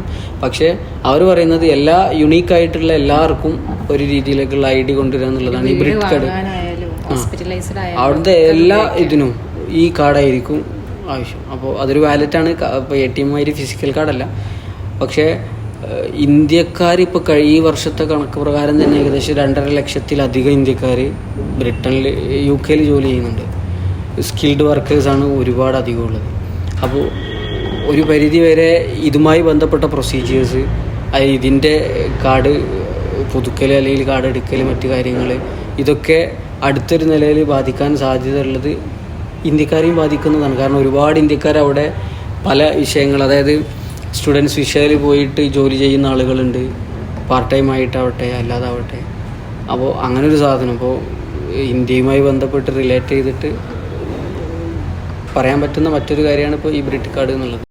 ഒരിക്കലും വേറൊരു അംശമാണ്. ഇപ്പോൾ ഈ കഴിഞ്ഞ ദിവസം കരൂരിൽ വിജയ് വന്നു, വിജയനെ കാണാനെത്തിയ ജനങ്ങൾ തിക്കിലും തിരക്കിലും പെട്ടി മരണസംഖ്യയൊക്കെ നമ്മൾ വാർത്തകൾ ഇങ്ങനെ കണ്ടുകൊണ്ടിരിക്കുകയാണ് ഇപ്പോൾ നിലവിൽ. അപ്പോൾ എനിക്കൊരു ആശങ്കയുണ്ട്. ഇപ്പോൾ മെസ്സി കേരളത്തിലേക്ക് വരികയാണ്. അപ്പോൾ ഇത്രയും ചെറിയ അല്ലെങ്കിൽ കൊച്ചി കലൂർ സ്റ്റേഡിയത്തിലാണ് നടക്കുന്നതെന്നൊക്കെ പറഞ്ഞു. അപ്പോൾ എങ്ങനെയാണ് ജനങ്ങളെ കൺട്രോൾ ചെയ്യാൻ, എന്ത് സംവിധാനമായിരിക്കും നിലവിൽ ഇപ്പോൾ കൊണ്ടുവരാൻ പോണത്? കാരണം കേവലം ഒരു വിജയ് വന്നിട്ട് അവിടെ ഇത്രയും പേര് മരിക്കുക എന്നൊക്കെ പറയണത് സ്വാഭാവികമായിട്ടുള്ളൊരു കാര്യമല്ല. അപ്പോൾ അതിൽ നിന്നൊക്കെ മാറി ഇപ്പോൾ മെസ്സിയൊക്കെ ലോകം മൊത്തം ഉറ്റുനോക്കുന്നൊരു ആള്. അപ്പോൾ മെസ്സി വരുമ്പോൾ കേരളം മാത്രമല്ല പുറത്തൊന്നും കാണാൻ ആളുകളുണ്ടാവും. അപ്പോൾ എങ്ങനെയായിരിക്കും ഇവർ ഈ സംവിധാനത്തെ ഉണ്ടാവുക? സത്യത്തിൽ ഇപ്പോൾ കഴിഞ്ഞ ദിവസങ്ങളിലൊക്കെ അതിൻ്റെ പരിശോധനയൊക്കെ പല ഭാഗത്തും കൊച്ചി കലൂർ സ്റ്റേഡിയം തോന്നുന്നുണ്ടല്ലേ. കഴിഞ്ഞ ദിവസം ഒരു റിപ്പോർട്ടർ ഇതിൻ്റെ സ്പോൺസേഴ്സും അർജന്റീനൻ ടീമിൻ്റെ ആളുകൾ വന്നു. അതിനുശേഷം ഇവരെ പരിശോധന നടന്നു. കഴിഞ്ഞ ദിവസത്തെ ന്യൂസിലുണ്ട് ദുരന്ത നിവാരണ അതോറിറ്റീൻ്റെ ഒക്കെ പെർമിഷൻ ഇതിനൊക്കെ ആവശ്യമാണെന്ന്. അപ്പോൾ ഇപ്പോൾ ഈ പറഞ്ഞത് തമിഴ്നാട് എന്ന് പറഞ്ഞാൽ ഒരുപാട് അതിൻ്റെ ലാൻഡ്സ്കേപ്പ് കുറച്ചുകൂടി വലുതാണ്, വിസ്തീർണം കൂടുതലുള്ള അല്ലെങ്കിൽ കുറച്ചുകൂടി ഏരിയ ഉള്ള നാടാണ്. അവിടെയാണ് എന്തായത് ദുരന്തം ഉണ്ടായത്. അപ്പോൾ പക്ഷെ കേരളത്തിൽ അതിനെങ്ങനെ അക്കോമഡേറ്റ് ചെയ്യുമ്പോൾ കഴിഞ്ഞതിൽ നമ്മൾ ഡിസ്കസ് ചെയ്തതാണ് മെസ്സി വരുന്നതുമായി ബന്ധപ്പെട്ടിട്ടുള്ള കാര്യങ്ങളും. അപ്പോൾ മെസ്സിയെ പോലെ ഒരാളൊക്കെ വന്നാൽ അതിനെ പ്രതിരോധിക്കാനുള്ള അല്ലെങ്കിൽ ഒരാക്രമണത്തെ മുന്നിൽ ഈ ഒരു കരൂർ ദുരന്തം നമ്മൾ കണ്ടു. ഈ കരൂർ ദുരന്തം കലൂരിൽ ആവർത്തിക്കും എന്നുള്ളത് ഒരു ചോദ്യമാണ്. ഒരു സംശയമാണ്. അതെ, ഇതിൽ പ്രധാനമായിട്ടുള്ളത് നമ്മളവിടുത്തെ സംവിധാനത്തിന് ഇതൊരിക്കലും നിയന്ത്രിക്കാൻ കഴിയില്ല. അതിനനുസരിച്ചുള്ള ഒരു ഡെവലപ്മെന്റ് ഇവിടെ ഇല്ല. നമുക്ക് ചിന്തിച്ചാൽ മനസ്സിലാവും. പക്ഷെ എന്തർത്ഥത്തിലാണ് മന്ത്രിക്ക് ഇത്ര ഉറപ്പ് കൊടുത്തിട്ടുള്ളത് മനസ്സിലാണില്ല. അവിടെ കരൂരിൽ അവർ പറയുന്നത് 25,000 ആളുകൾ ഈ വിജയിന്റെ പ്രോഗ്രാമിൽ. കാരണം ചെറുപ്പക്കാരൊക്കെ ഒരുങ്ങി തുടങ്ങി മെസ്സിയെ കാണാൻ, അല്ലെങ്കിൽ അർജന്റീന ടീമിന്റെ. അതെ അതെ, എല്ലാവരും ഒരുങ്ങി തുടങ്ങി. ഇപ്പൊ എന്നെ സംബന്ധിച്ചിടത്തോളം എനിക്ക് ഒരുപാട് കോളുകൾ വന്നു, ടിക്കറ്റിന് എന്താ ചെയ്യേണ്ടത് എന്നുള്ളത്. അങ്ങനെ എല്ലാവരും ഒരുങ്ങി കാണാൻ. മെസ്സി ആരാധകരല്ലല്ലോ കാര്യമായിട്ടും, അവർക്കപ്പുറം മറ്റുള്ള കേരളത്തിൽ മുഴുവൻ ആരാധകരുണ്ട്. ഇപ്പൊ ഫുട്ബോളിനെ ഇഷ്ടപ്പെടുന്ന ആരും എന്തായാലും വരും. ഇപ്പൊ കഴിഞ്ഞ ദിവസം കണ്ണൂരിൽ ഒരു പരിപാടി നടന്നു. പക്ഷെ അവിടെ ബ്രസീലിനെ ജയിച്ചിട്ട് 100 ആളുകൾ ഈ റാലിയിൽ പങ്കെടുത്തിട്ടുണ്ട്. പക്ഷെ ആ ഒരു ആള് നമ്മുടെ സംസ്ഥാന ഫുട്ബോളിന്റെ കാര്യത്തിൽ നമുക്ക് ഏറ്റവും നല്ല ഐക്യം നമ്മുടെ കേരളത്തിനുണ്ട്. കാരണം ഓരോ വേൾഡ് കപ്പ് നടക്കുമ്പോൾ നമുക്കത് മനസ്സിലാവുന്നതാണ്. പക്ഷേ ഇപ്പോൾ ഇത് തമിഴ്നാട്ടിലെ ഒരു രാഷ്ട്രീയ സാഹചര്യം വിജയ് മുന്നോട്ട് വെച്ച അല്ലെങ്കിൽ ഒരു റാലിക്കടയാണ് ഇപ്പോൾ വിഷയം ഉണ്ടായത്. അപ്പോൾ ഇതിൽ എത്രത്തോളം അവിടുത്തെ സുരക്ഷാ മാനദണ്ഡങ്ങൾ പാലിച്ചിട്ടില്ല എന്നൊക്കെയാണ് കഴിഞ്ഞ ദിവസങ്ങളിലുള്ള ന്യൂസിലുണ്ടായത്.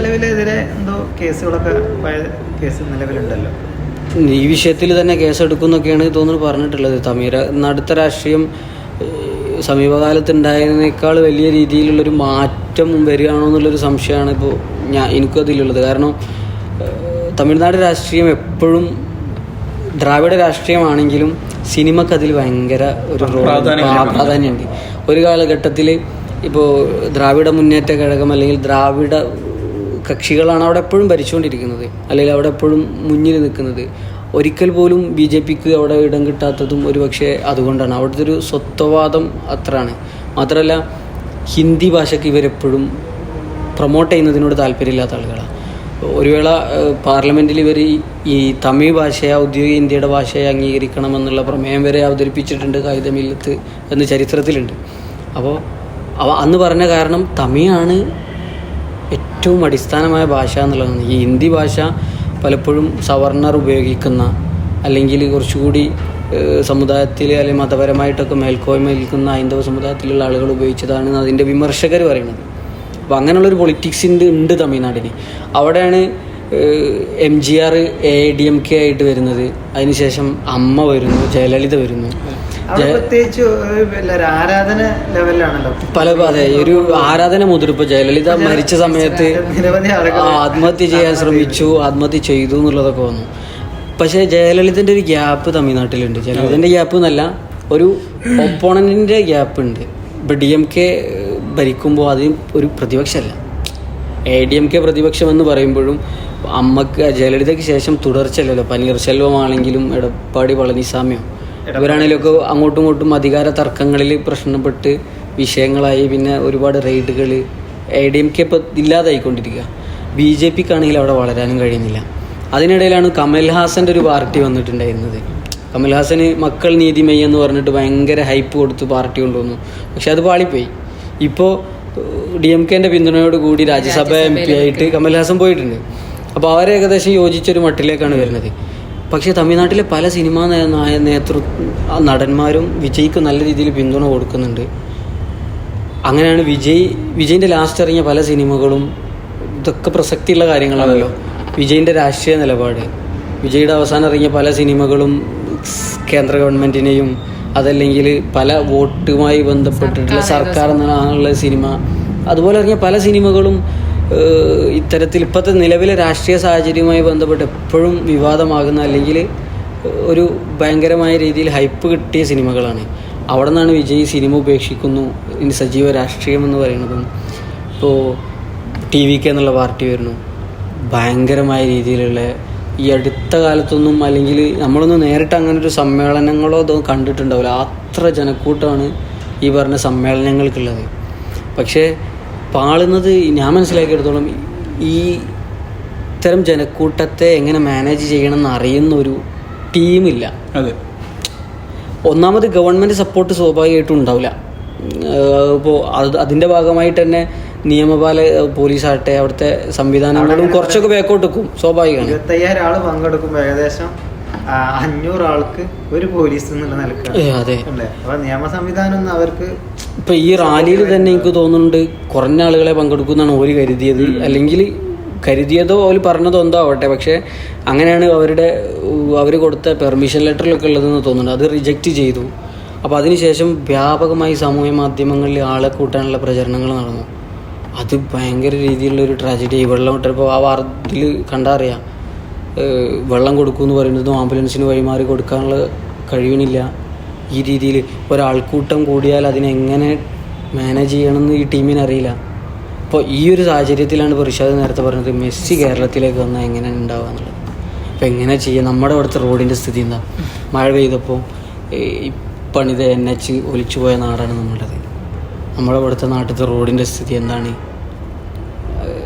അതല്ലെങ്കിൽ ട്രാഫിക് തിരക്ക്, അതല്ലെങ്കിൽ നമ്മുടെ ഭൂപ്രകൃതി, ഇതിനൊക്കെ മെസ്സി വരുന്നൊരു ജനക്കൂട്ടത്തെ താങ്ങാൻ കഴിയുമോ? ഒരിക്കലുമില്ല.